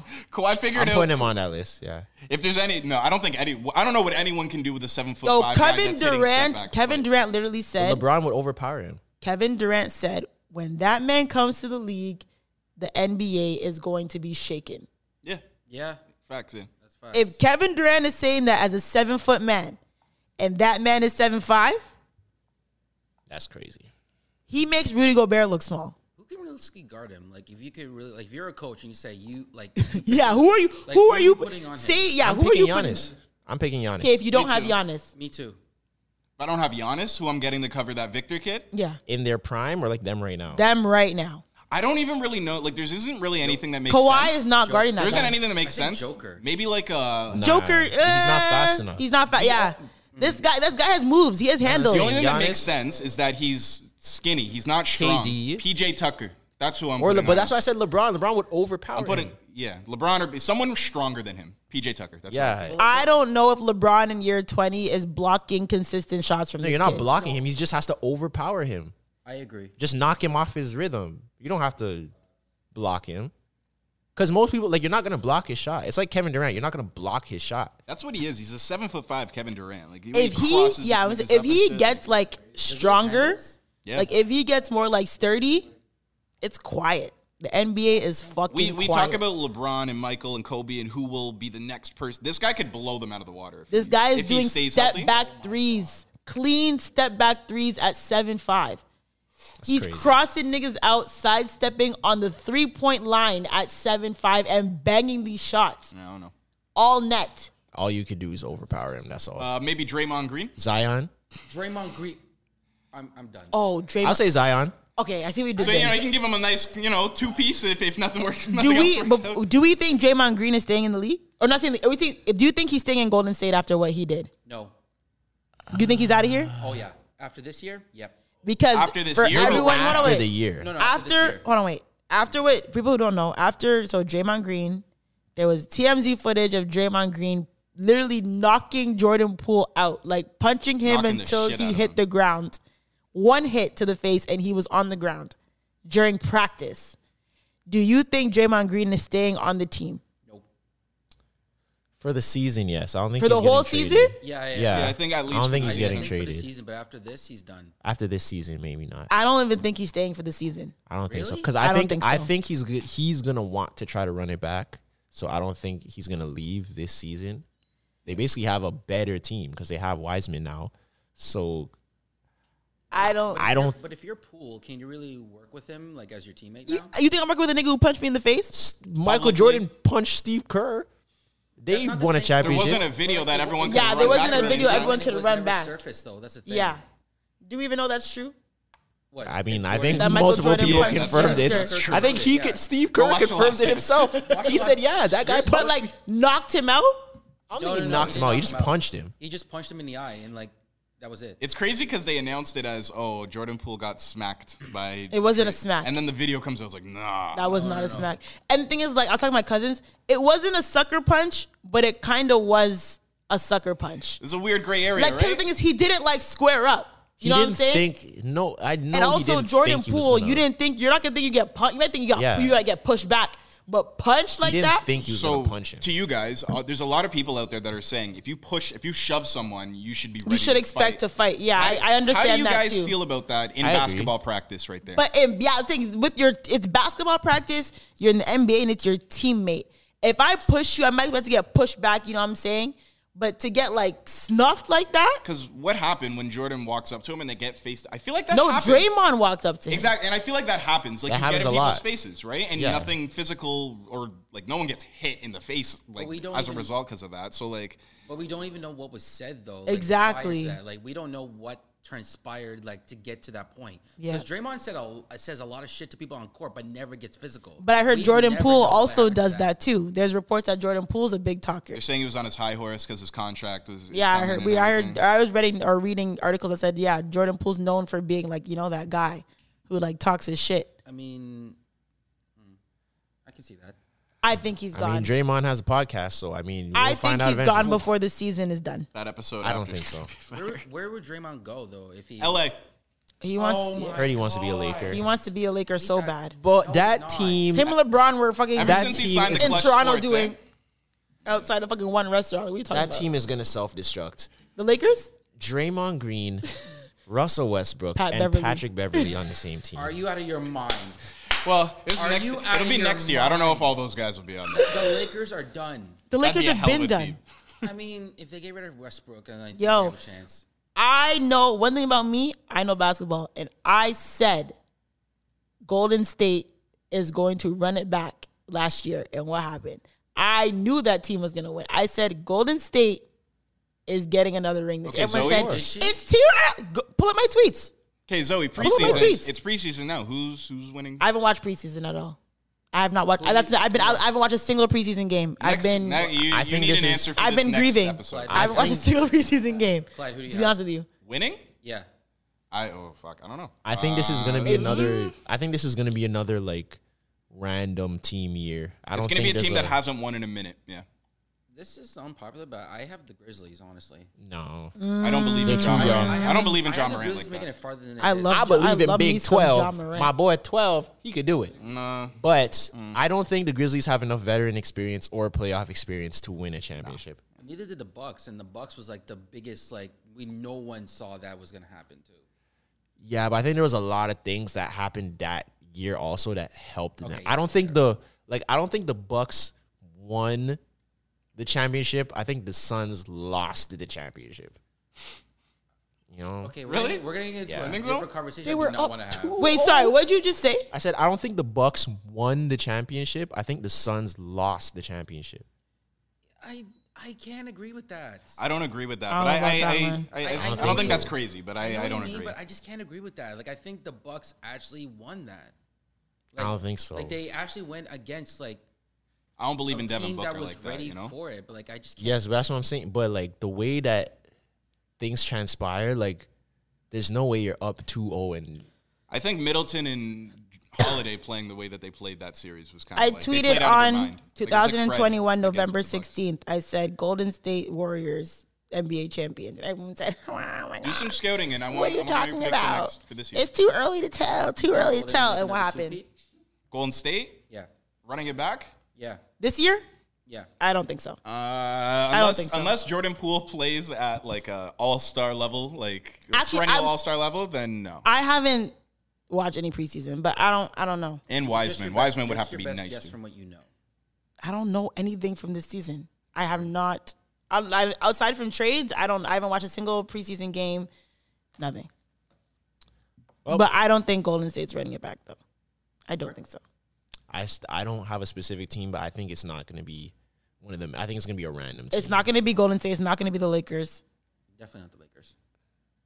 Definitely not the Raptors. Relentless. I hate not having headphones because usually I would hear the intro. There's people in the world that are starving. You could Don't play with me. First world problems. People are dying. Kim, stop taking selfies. Your sister's going to jail. Okay. Anyways, everyone, we have so much to people celebrate. Are dying. Literally. Welcome to episode. Are we at 20, season 3? I think we're at 20. I think this is 20 of season 3, but this is episode 50 of the Relentless Diaries. So we're celebrating episode 50. We're celebrating 1 million likes on TikTok, guys. We hit 1 million likes on TikTok, and we're celebrating our beautiful guests here on the CBC Gem show, Virgins. I'm so excited to have you guys here because everyone knows me. I'm like a big TV head. I love TV. I love good TV, and your show is good TV. So before we get started, please introduce yourself so everyone knows who you guys are. Big up yourself, what you do for the show, everything, and we'll get into it. Yeah, my name is Aden, and I am the creator, writer, and producer of Virgins. So the brains behind the creativity. That's my baby. That's your baby. I love that. Yes, awesome. My name is Hosaena, and I play Abby on Virgins. My name is Lu, and I directed 3 of the episodes. Which 3 did you direct? 6, 7, and 8. So I got like a continuous storyline going. You got a solid run. And you guys are been here all the time. You guys introduce yourselves. Hi, my name is Tresor, and I'm the president of the Faithful Black Man Association and part-time host on the Relentless Diaries. Not part-time. When do you become part-time host? You're a full-time host. I meant co-host, not part-time. Oh, okay. I'm Clyde Smith. I'm the director, producer, editor, writer, and co-host for Relentless Diaries. Writer? Yeah. What do you write? What do you write? Yeah, what are you? This is what a are you writing? show. I write You heard Aden. You're like, I'm just throw writer. I'm just throw writer in there. Yeah, it Manifesting. Manifesting. Look at him trying to compete with Aden. I don't know if What is that? I don't know if our podcast has a writer. Yeah. Yeah, absolutely. Season 6, y'all have a writer now. We do? Yeah. Apparently. Anyways, so getting into your show, Virgins. So I didn't watch the last episode because I have a really bad habit of spoiling things. And I want to keep this episode very get into it, but not ruin it for people who are listening because I know people are going to go and watch this. So I didn't watch the last episode. You can talk, if you want to talk about it, feel free, but I don't want to be the person who spoils it. The very last I haven't watched the very last episode because I know I have a thing where I'm going to spoil it. If I watch the last episode, that'll be the first thing that comes to my mind, and I don't want to ruin that for y'all. So my biggest thing is the East African culture that you guys depict in the show, I think is amazing. One thing I've always said living in Toronto, I've had a lot of East African friends. And for some way, the East African culture is so close-knit in Toronto that everyone knows each other. I will meet one friend in university and then one friend at work and then one friend through a friend and then one friend through a cousin, and somehow they're all connected. They all know each other. So how does that mean to you in depicting that in the show? I mean, that's kind of part of our trauma growing up in the city. Trauma? Really? You would consider that trauma? I mean, you can't go anywhere without someone seeing you and being able to tell somebody else who tells their mom, who tells their aunt, who somehow it gets back to their dad. It's just you There's have to always be someone's careful. uncle sitting in a taxi cab outside the club. So that's trauma. Yeah. Walk down the mall with your boyfriend. Because there is a scene in the show, which I won't spoil because I'm working on my spoiler. There's a scene in the show where it's damn, how did that girl catch that? To where someone's trying to do something on the low and Shorty's just in the back ooh, caught you. But I'm yeah, the East African community in Toronto is so close-knit, but you described it. I think it's beautiful, but you guys describe it as trauma. There's good and bad at everything. But yeah, that's definitely everyone is looking out for you. Right. See, me personally, that's why I think regarding that scene, that is exactly why I use self-checkout. So you don't really get into those type of situations. Where, going to the register takes too long, and you can't really be on the low and You bump into a lot of people that you know at the register? No, because I use self-checkout. But prior to using self-checkout, you were running into a lot of people you knew at the cash. Really. I think prior to using self-checkout, I wasn't really old enough to partake in those activities. I feel self-checkout's not that new. How old are you? Yes and no. Self-checkout is fairly new. I remember being maybe a kid or early teens. It's very new. Yeah, self-checkout was last to me it's crazy. Yeah. It's insane. You trust me to scan everything. Yeah, I said, how could you tempt Me. Especially when the dollar store has self-checkout, you're like, really? That's crazy. No, that's Like, crazy. And really? there's no moving way that crazy. any of us would ever steal from any of these No. stores. Yeah, we never. But in By a the way. world where that happens, I Yeah. feel like these places, like, you have to know, right? Why give the temptation out, you know? Right. Why? Speaking of temptation, Virgins is Yeah. a very tempting show to watch. No, I'm joking. But there is a lot of kind of like Solid segue, I think. sexy moments in the show, and just like you said, not trying to give away like any any spoilers, but as beautiful as the community can be, that we're so close knit and we're so supportive of each other, it makes it hard to make mistakes and to you know, fall in love and to date and to like break up with someone and then date someone new. There's just we are experiencing all the same temptations as any other young person or any human being who just wants to explore themselves and their lives and their identity. But we're doing it with what feels like the entire community watching us. And so there ends up being so much secrecy. And so how do you get to really fulfill your self-actualization when You feel like you're being watched. you feel like you're being watched? Yeah. Right. And I would say you also did an amazing job, like balancing like culture and also like the modern life of a Toronto young woman in the 20-something. How was finding that balance and representing it? Was that hard for you to find the balance of how important culture is in like the East African community, but also trying to be like this modern, like free, like woman, and how that kind of interacts?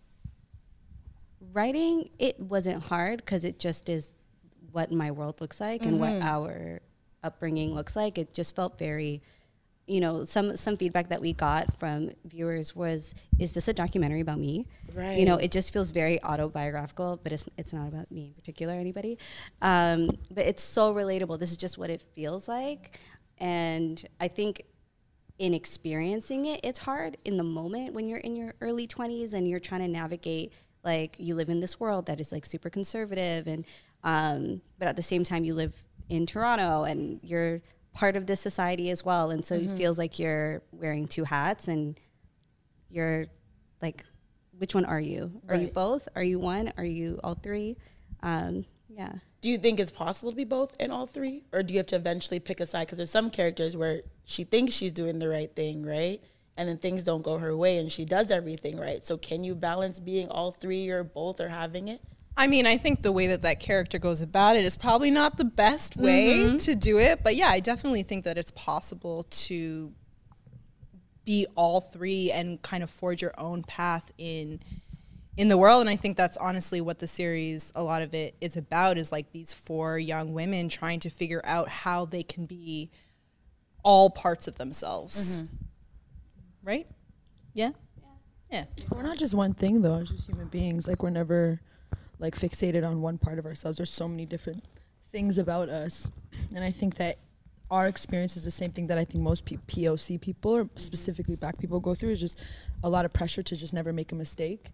No grace, like just kind of always having to like walk this tightrope of making sure you're doing everything right and making your family proud. And it's never really about you. It's about everybody that you're bringing with you. Right. Whether you fail or you succeed.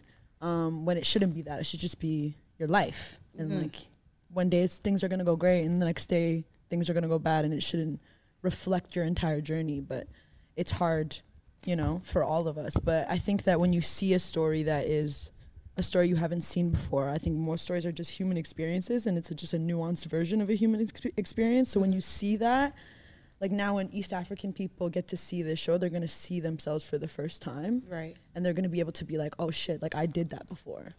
Like I'm not the only one that like embarrassed my mom and did this, and I had a boyfriend. You know what I mean? These things are so small, but you make them so big, right? And also the people that aren't us will just get another story that they can relate to, because we have, as humans, I think, a lot more similarities than we have differences.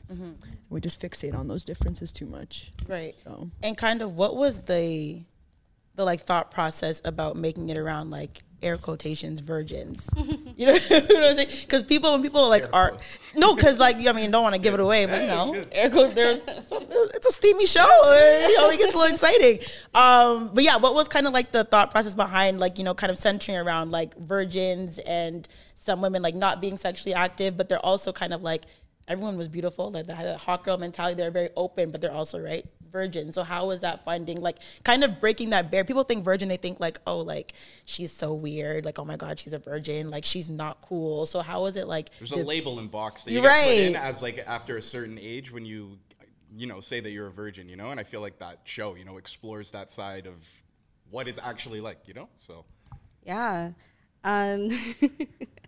Well, I thought that word just means a lot to people. Right, it does. It means a lot to people. Right, it does. Yeah. So this show was inspired by myself and my friends in a particular time in our lives. And it was, for us, it felt so normal that we were virgins. It was like, of course we're virgins. We're not gonna have sex. Like, why would? That's so silly. That's so dumb. Like, why would we do that? We're that's so silly. Like, sex, silly. Who would engage in that? That's gross. Yeah.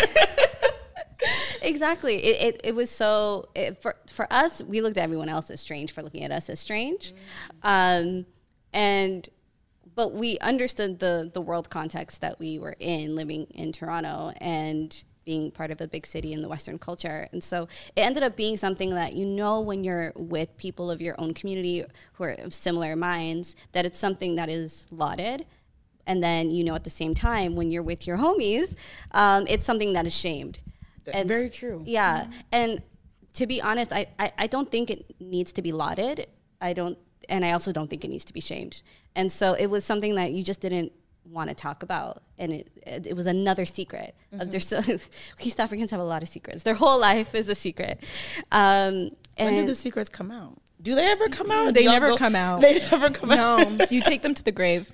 I mean, the ones that do, it becomes a scandal. You'll never see them again. Yeah. They'll go back to the home country. There's a whole social exile from your community. People, it's just you don't want to be the one that people talk about.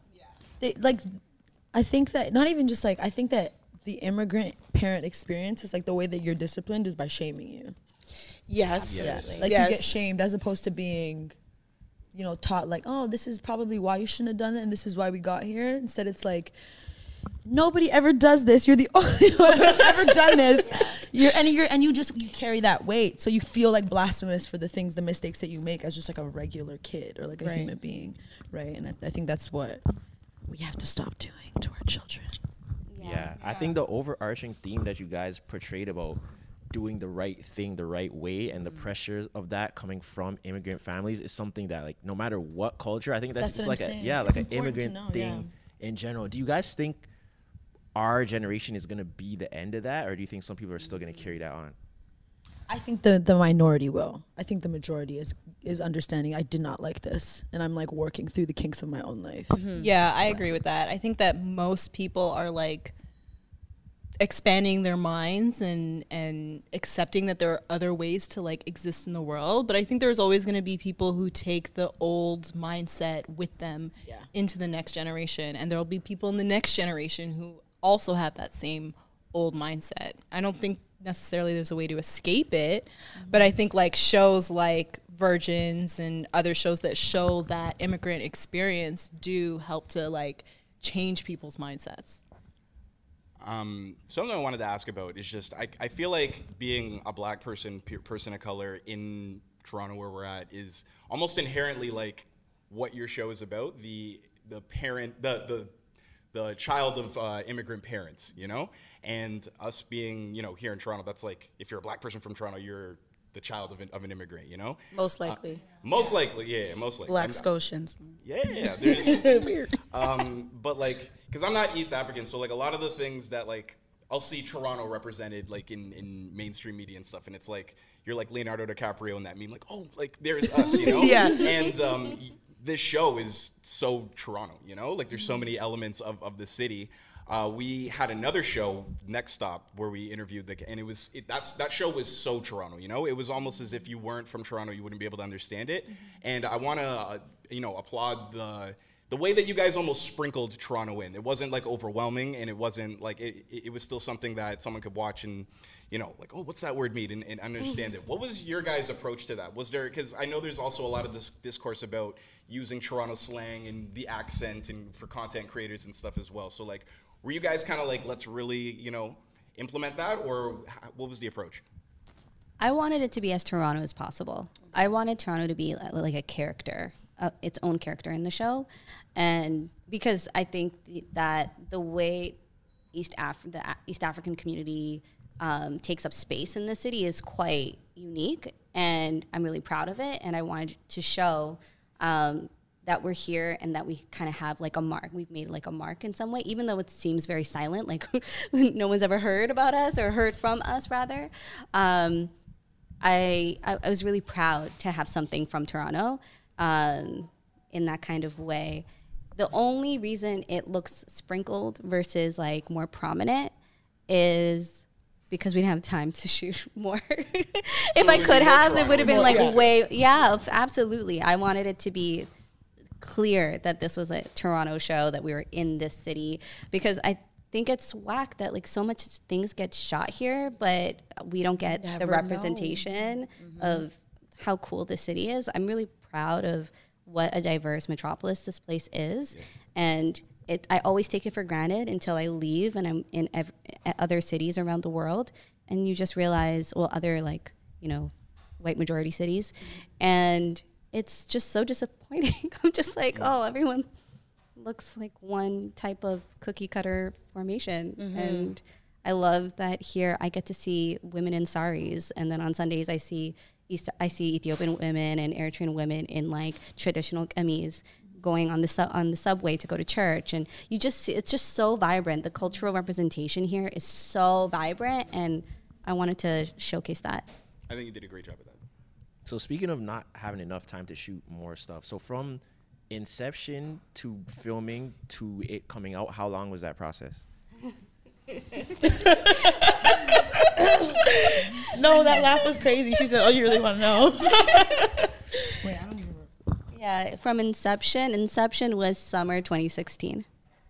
It's been a while. Whoa. It's Yeah. been a Whoa, yeah. It's been like a work in progress. Yeah, it's been 6 years. Was it because there was obstacles, or just was it kind of just like, I want to perfect it, it's going to take time? I mean, when are there not obstacles? That's very true. But we also face a lot more, right? Exactly. Like, way more. So how would you kind of describe the last 6 years and really getting this out there and having the world see it now? Yeah. You know, oddly enough, I wouldn't say obstacles. I really believe that everything happened in the time that it was meant to. When I had the idea, I had no background in filming, in the film world. I had no business writing. I didn't know anything about this industry. But I knew Issa Rae.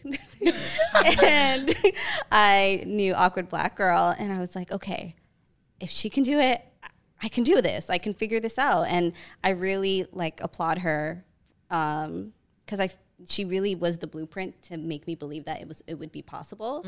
So yeah, I started writing, but I didn't know what I was doing. And it took all of this time for me to develop the skill set to be able to be not just the creator, but the writer and the producer to execute what you guys saw on your screens. And how important was character development and like having each character be so unique, but also represent a part of like the East African culture? Because not just saying it because you're here, Abby was my favorite character. I will say that. I loved everyone, but I definitely was like, I really like her and her story, and I'm loving that.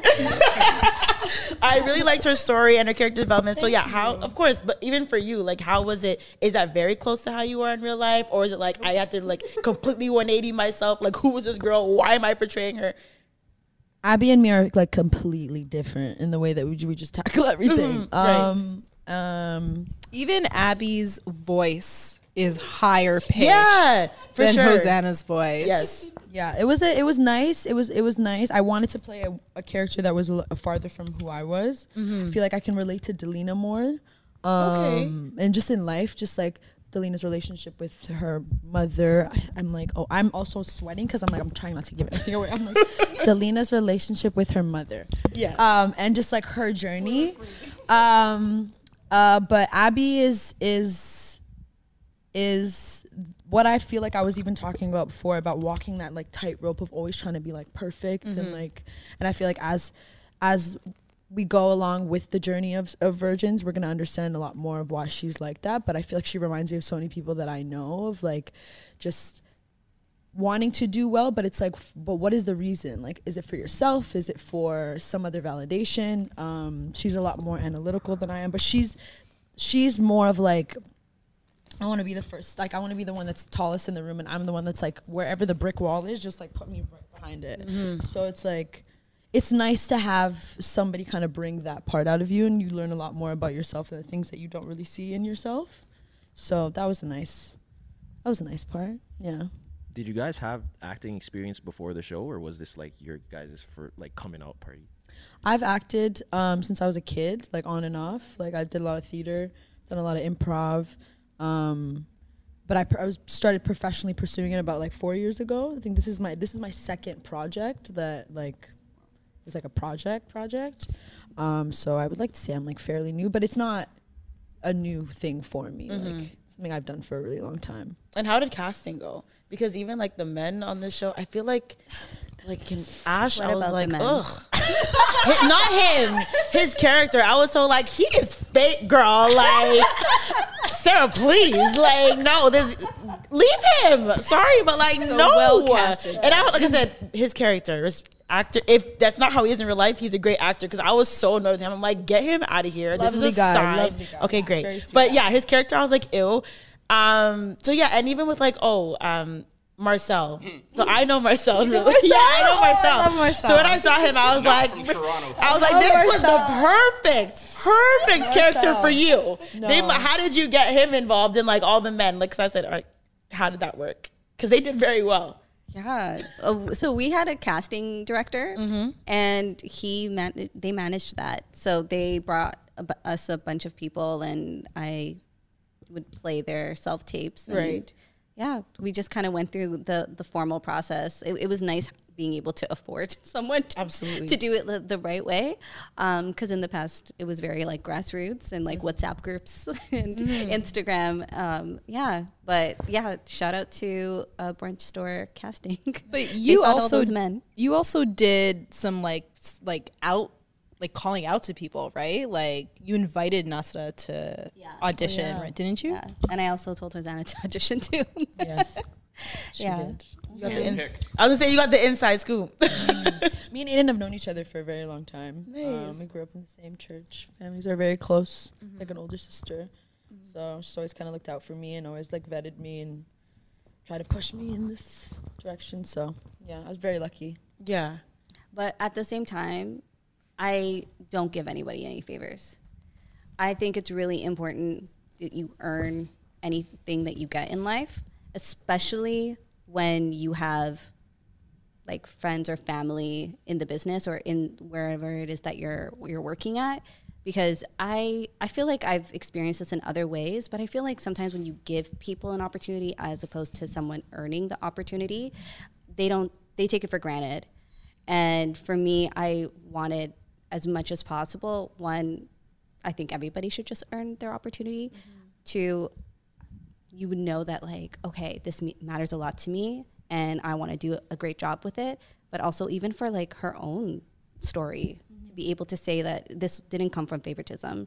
And so when I'm casting, I'm not the only person who makes that decision. CBC has to make that decision. My producing partner has to make the decision. And I mean, with Hosaena, it was unanimous. Right. Yeah. You shut down the room. Period. Yeah, I'm grateful for the opportunity. Yeah. I feel like I know the answer to this, but if you guys were to do the same show over again, but like from a male perspective, do you think you would be able to have the same stories, or the stories that happen in the show are very specific to women that are reversal man strikes. Tresor's reversal man. Okay, anything you bring up about women, he's like, so if it was about men, no, I'm saying I was like, this is an amazing. Don't do that. It wasn't good. It wasn't better if it was with sprinkled reversal man with like elegance. Elegant reversal man. Do you think the stories would be able to be pulled off the same, or the stories are very specific to you guys being daughters of immigrant parents? So in the sense of them being male virgins or just like a Just male like the situation that version? happened Do male in the virgins show. exist? No, I'm kidding. The male version of the show. Do you think you could have the same stories, or it's more specific because of the experience you guys have had being daughters of immigrant parents? Okay, so I mean, I'm sure that there are a lot of really interesting, nuanced stories from the male perspective. I just don't know them. Drop a bomb. I don't have my headphones on. Thank you.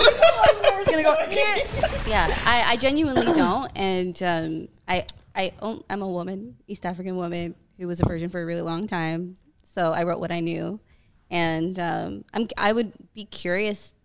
I'd love to see it. So if any creators out there, I'd love to watch your show. Season 2, the male perspective. No, not Miss Absolutely not. I'm keeping my character. I will not be back for the second season if that's the Yeah. case. So you, as a writer, do you think people writing a story that they don't know about themselves, you think someone can properly depict that, or you think it should be something more closer to your heart? So I'll answer this. Also, Lou's also a writer, so I think she'll have a lot of great things to add to that.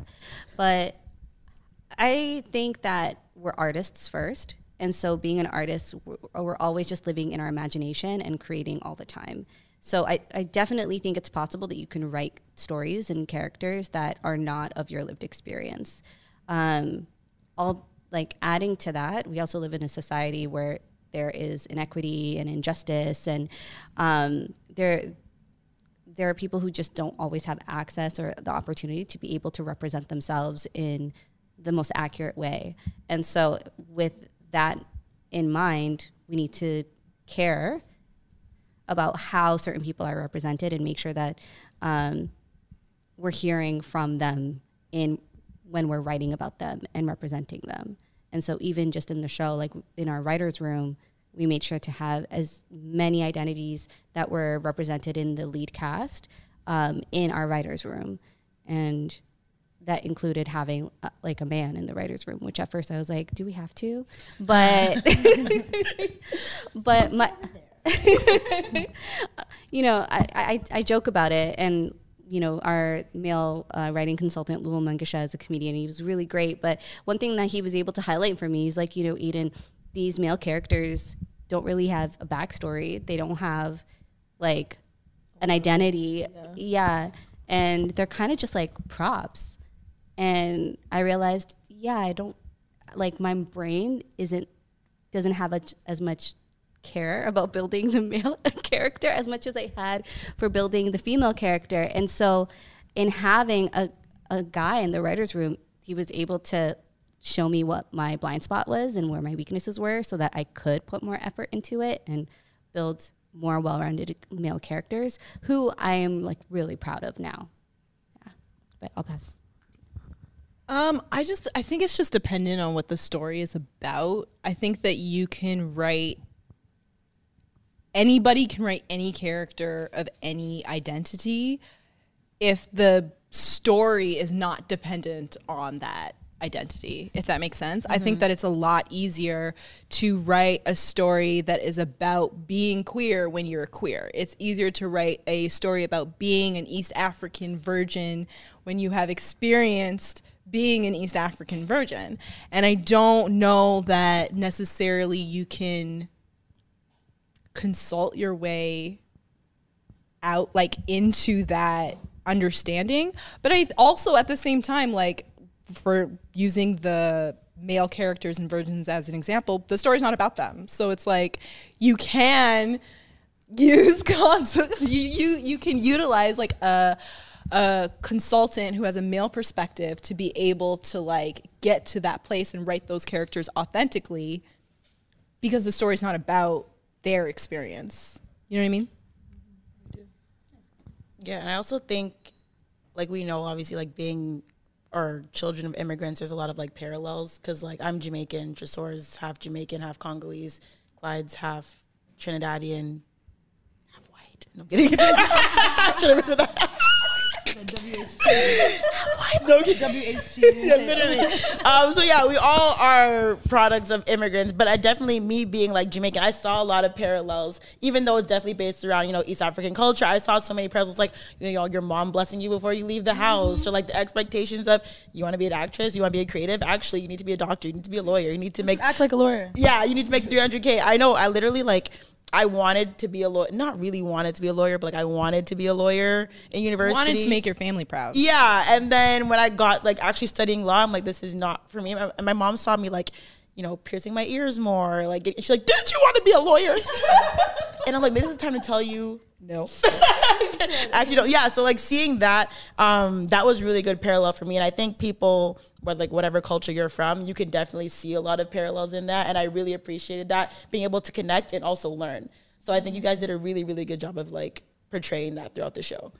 Like, thanks, man. even as a creative myself, you know, like I used to make music and stuff. It's like all too common that just everyone that you work with in sort of a creative field is, if they're, you know, a child of an immigrant, that they're like almost doing it in secrecy away from their family, you know? So it's definitely something that we all have in common that you guys portrayed in a great way. Really sweet, thank you. And I think we come from a generation of unpacking. That's like the biggest word with like the stars, unpacking. We unpack everything. We unpack our trauma. We unpack our childhood. We unpack everything. So, like Tresor mentioned earlier, like, do you think that our generation will continue it? I feel like if you are child of an immigrant, I feel like it kind of stops here. But if you're maybe like still in like the motherland, like Jamaica or like Ethiopia or anywhere, those might continue. You know what I'm saying? But I feel like once you kind of hit, like you're still very like close to home, even though you're in North America. But I feel like once you're in North America, you kind of see like social media now is so huge. Talking to others is so huge. We have that like theme of unpacking our trauma. Like I don't want my kids to feel, you know, scared to tell me about sex or talk about sex or anything like that. So I think our generation is doing a good job of like learning from other cultures and seeing, oh, we all have very similar trauma. Okay, I'm going to unpack that because I don't want my kids to go through what I went through. Yeah. I think that's where it comes from. You're just like, I don't ever want somebody I love that's so small to have to navigate alone. It just feels lonely. Like you just feel like you can't talk to the people that you wish you could talk to. Right. You know? At the same time, you know, I realized in talking to other East African women about their experiences having like the sex talk with their mom. And I was surprised, like some parents were like super progressive. Some were encouraging them to like, you know, have sex, feel free, you know, learn what you need to learn and don't feel judgment about it. And I was so shocked that I became the auntie. I was like, oh my God, you know, like really? But I think, so to answer your question, I think that people just parent from a place of however much healing they've been able to do. That's very true. And it's like unpacking and healing and self-reflection and all these things are not things that are like taught back home. And a lot of people don't want to go to therapy when they get here. So there's just like such a ways to go in like healing, and our parents healing themselves to be able to better parent from a place of being healed, you know? And so when you bring up like healing to like a Black parent, they're like, heal what? They're like, what are you talking about? Dude, you have a house. Heal what? What do I have to heal? Do you know what I went through? You know what? When you're like, oh, I'm tired, they're like, why are you tired? From what? What you know what I've been through to be tired? But it's like, but that's what you need to heal from. Yeah. So But exactly. what I was gonna ask was, did you guys have the sex talk with your parents? Anybody in this room? Did you have a? I'll let y'all go first to answer that Because when she was like sex talk, I said, literally. Not really. I think when they tried, it was too late. You know? I think by the time that they were like, so you want to talk? And I'm like, about what? I've been like, thoughting and bopping for the past 3 years, Mom. No, but it was like by the time I was like 18, 17. So it was like, you should have done this missed the boat. You know, right. On this. So yeah, I didn't really have one. I don't think so, no. Me personally, I never had a sex talk. Like I grew up with a single parent household, so my mom never really had that talk with me. And I remember once when I was probably like 18 or 19, I was in the car with my mom and my uncle, and randomly out of nowhere, my uncle's like, yo, I hope you don't think that he's still a virgin. And I was in the back like, whoa, what? And my mom's like, no, he would never, blah, blah, blah. And I was like, So I think eventually I brought it to my mom. I was like, yo, just to let you know, I'm not a virgin. And I thought that she was going to tweak out way more than she did. But she was just like, oh, do you use protection? I was like, yeah. She's like, how old were you? I was like, 17. She's like, okay. And she never brought it up again ever in my life. The most confusing conversation I've ever had. Yeah, I've never had the sex talk with my mom. I think like she just saw like certain hints that, okay, my daughter's sexually active. And I remember because like I wanted to go on birth control, but I was using it as I do have really bad cramps. I was like, oh, like I have really bad cramps and like I have like one pimple and I want to get rid of it. So I should go on birth control. And she like looked at me and she was like, big woman decisions have big woman consequences. And that's all that she said. And I was like, okay. But I did have the sex talk with my aunt. Because I think I mentioned this before, probably previous episode. My aunt had her son fairly young. She had him at 19. So it was funny. We were in like Sherway Gardens and I had my birth control with me. And like back then I was like, I have to get 11 o'clock every day or I'm going to get pregnant. So I like tried to like take one like on the side. And she was like, what's that? And I was like, pills. Like a Tic Tac? Yeah, and she was like, sit down. And like she had like the sex talk, like, okay, like who is he? You know, are you using protection? Like, you know, don't let no man drive you crazy. You know what I'm saying? Don't get pregnant. So she really had that talk with me, even though my mom didn't. And my mom's a single mom too, and just me and my sister. So, but I mean, I'm glad. I think my mom was nervous too, but I'm glad my aunt kind of stepped in because my mom like got married, had like she did everything like air quotations by the book, like got married at 28, had me at 30, had my sister at 32. My aunt was more like, you know, had her son at 19, then had her daughter like 2 years later, and then she got married and all that stuff. So it's different perspectives, right? And she was able to relate, like, okay, you're sexually active, a little bit younger, but here's my experience and here's what I want to teach you. But I'm glad that even if your mom can't do it, I'm glad that someone did it. Even though my mom is still somewhat supportive, it's kind of just like, make sure you're safe, but like, you know, don't come here with no baby. But like even now, like my same aunt has a younger son who's he's 14, 15, and I want to be that person. Like, okay, like he has siblings too, but it's like, yeah, I pick him up from school. Like, okay, like you're in grade 10 now. Are there girls? Like, you know, and he's like, no, I don't focus on girls. I focus on school. And I'm like, okay, you don't lie to me. Like, you know, I'm the cool cousin. Are there girls? Like, and like, I won't tell him too much about me, but I'm like, you know, like in high school, like I was going to parties. There were boys. I was kissing. He was like, you were kissing. I'm like, I was kissing, you know, at this age or whatever. He's like, you know, like I haven't had my first kiss yet. But I'm like, yo, it's going to come in time. Like, you know, don't worry. So I like being that like older. I'm not old. But I like being that like older. Like I want, even though it's like I don't have a kid, but I like him and like being able to talk to him. So whenever I have kids, you know, it's like he's like my prep. So I want to like have this conversation with kids because like no one really genuinely had that with me. So like I want to be that person, like that outlet, like that trust. Like, okay, Zoe, like, oh, I had sex, or you know, I kissed a girl. Like this is this. I'm like, okay, like let's talk about it. Let's, you know, go this together. Not too much, but you know, have a support system. I always wonder what that is, like the not talking to your kids about it, or like when you're like watching a kissing scene with your parents, or just like covering your eyes. Like you don't see it. Or when like your mom gets tight, she's like, plan. It's like sex scene. She's like moving they're her body looking around the couch. Like, you like this? Yeah. She's like the popcorn's burning. It's like there's no popcorn. This is what you want to watch. I think that they feel like they're planting a seed in your head. Like they're like, if I say it to her, then she's gonna know about it. She's gonna think about it. Yeah. No, sex exists. And my mom would like, she would watch the most like outrage. Not like she would just let us watch like anything. Like she didn't care what it was rated, but it would be like, it would come to like, close your eyes. And my sister and I'd be like, oh my God. And we put like the blanket over our head. But she lets watch it. She'd be like, okay, close your eyes. And it's like, oh my God, Mom. Well, then turn it off. Yeah, we would just sit. Yeah, we would like, if there's a sex scene, she'd be like, close your eyes. And we'd be like, okay. And we put the blanket over her head. She'd be like, okay. And then we take it off and the sex scene was done. That was my childhood. To be fair, there's like few things like more uncomfortable than watching a sex scene with your parents. God. Yeah. That's excruciating. Now I feel like I'm a parent. I'm like, Mom, what are you watching? Ew. And I'm like, literally, I'm walking around. I hear like panting. I'm like, what is this on the TV? You're panting. Yeah, I'm like, what is this on the TV on volume 40? What are you watching? And I'm like, ew, Mom. She's like, it's just Game of Thrones or whatever. They'll be watching House and Dragon. They be like doing wild shit in Game of Thrones. Incest and dotting and bopping and dragons and, oh, no. I like it. I'm curious about you, Lu, though. Like, did your parents have the talk with you? My mother still thinks I'm a virgin. Still thinks, is she gonna watch this?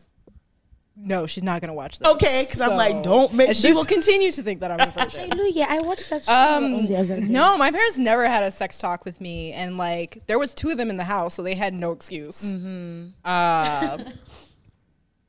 Yeah, I learned about sex from school and HBO, I guess. HBO. And even in school, it was like, I feel like the kids broke it to you before you actually learned, because there's always that one kid in class who had like an older sibling who would like tell them as a joke, and then they come to class and be like, did you know the penis goes in the vagina? And you're like, what? That's how I learned about sex in like grade 5 or grade 4. This girl was like, did you know that the boy puts his penis in your vagina? And I was like, no, they don't. They just roll around. What are you talking about?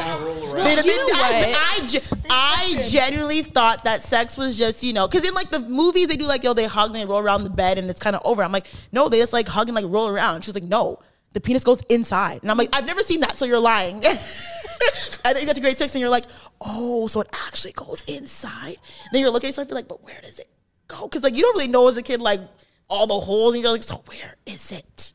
And then you get to like 18, like, oh, there it is. Yeah. So I thought it was a long hug. A long hug? Yeah, like a special hug between parents. It's a really weird hug. Yeah, I mean, we were kids, right? So it was just like a special hug. I will say, when I was like in high school, when I was like 14, there were kids who were like sexually active at an extremely young age. Yeah. And so that's really how I found out, like learned about sex, was like socially. Yeah. You know what's so interesting though?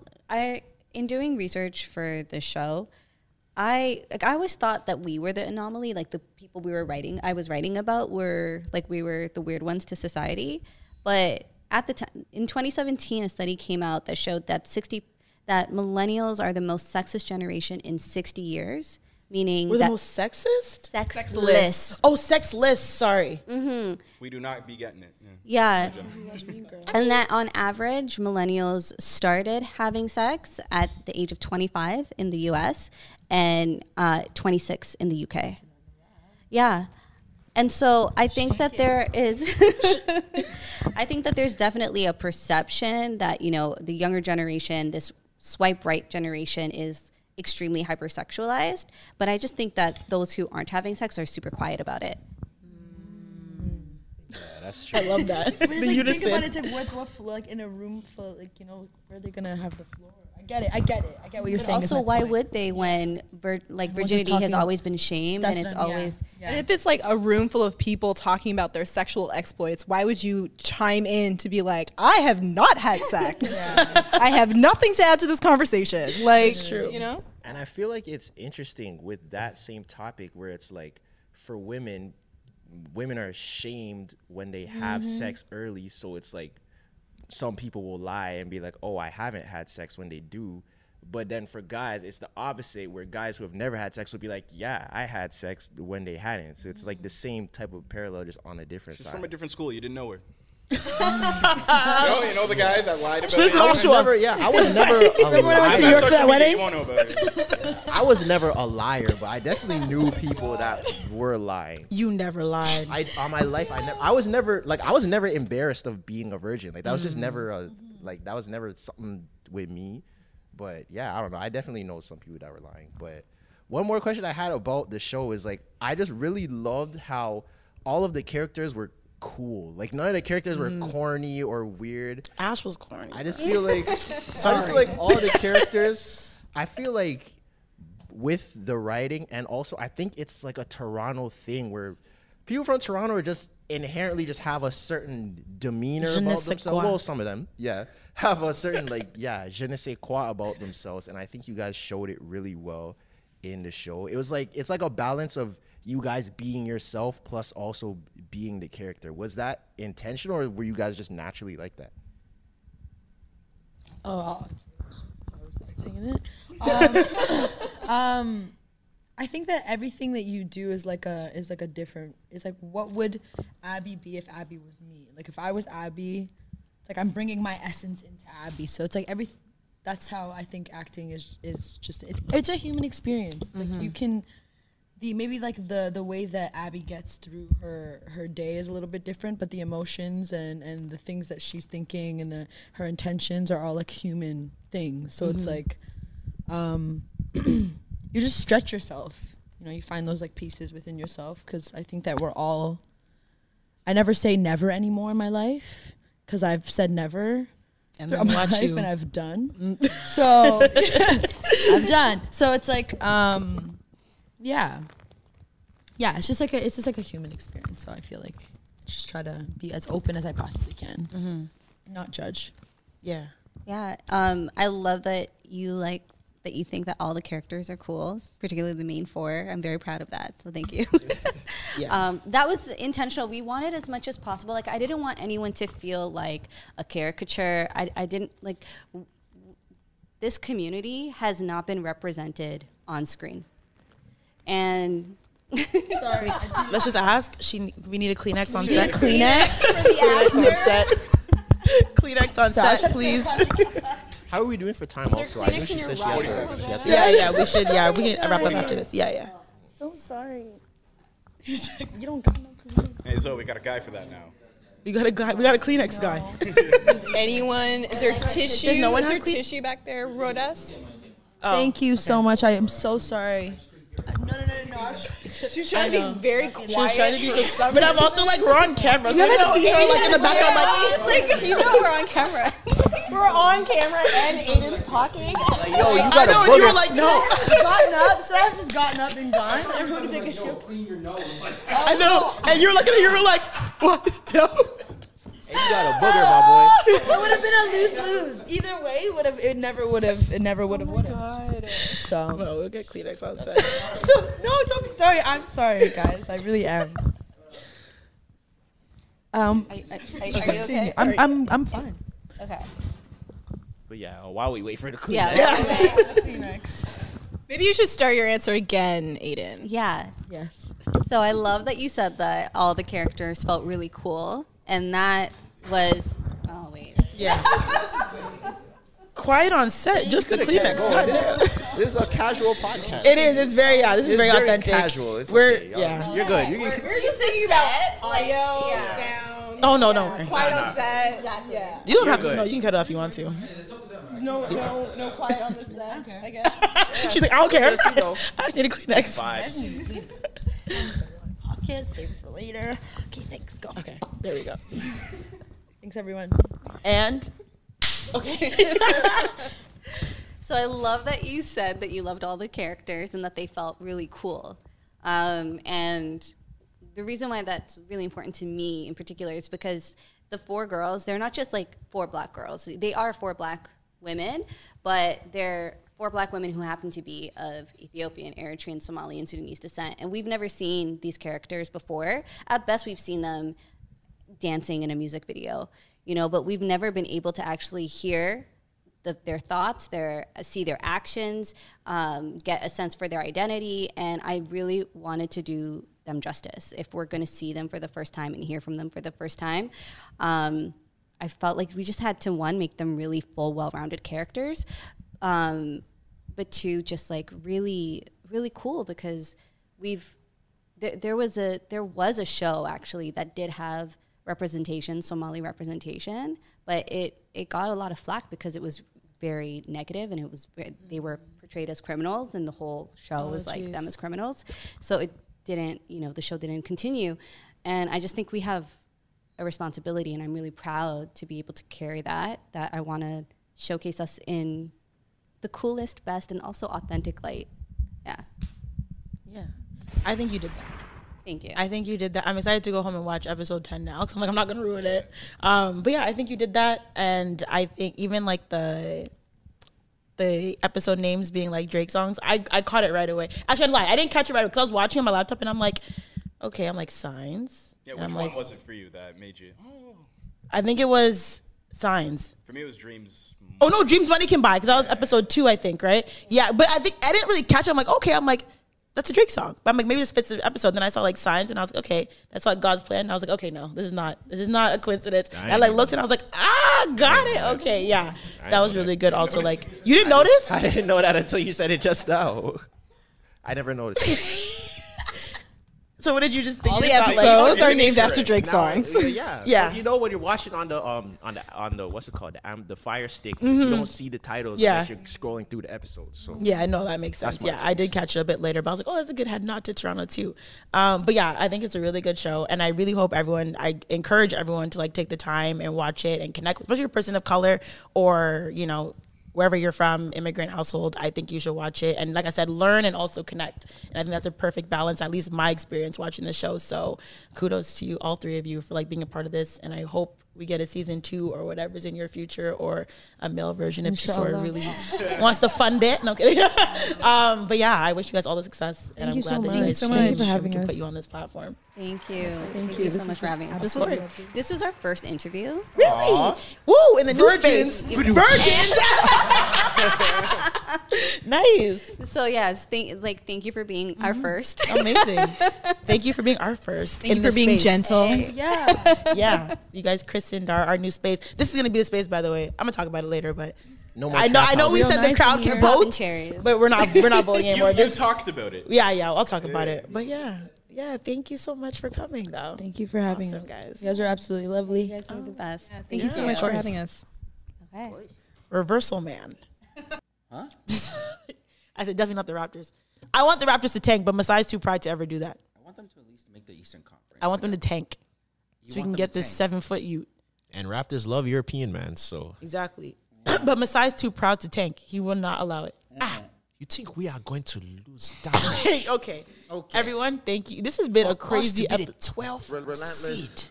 After we won this championship in 2019, you forget what I did for us. Okay. And now you want me to shame myself into the 12th seed in the Eastern Conference. I would rather roll in glass than do that one. Starring Will Smith. Anyways, it sounded like a commercial to a Masai biopic with Will Smith. Thank you, everyone. You think the Raptors are going to do that one? You must think I am a fool. Relentless. If you have gone to heaven and you do not see me there, you have gone to hell.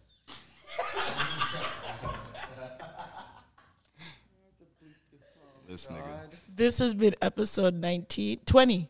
50. Episode 50, yes, but this season. 20 of the Relentless Diaries. Thank you all for listening. Are you done? He's done. We're gonna, you got it all. We're gonna end it right here. You got it. Give me my outro, please. Thank you. Relentless. Sicko.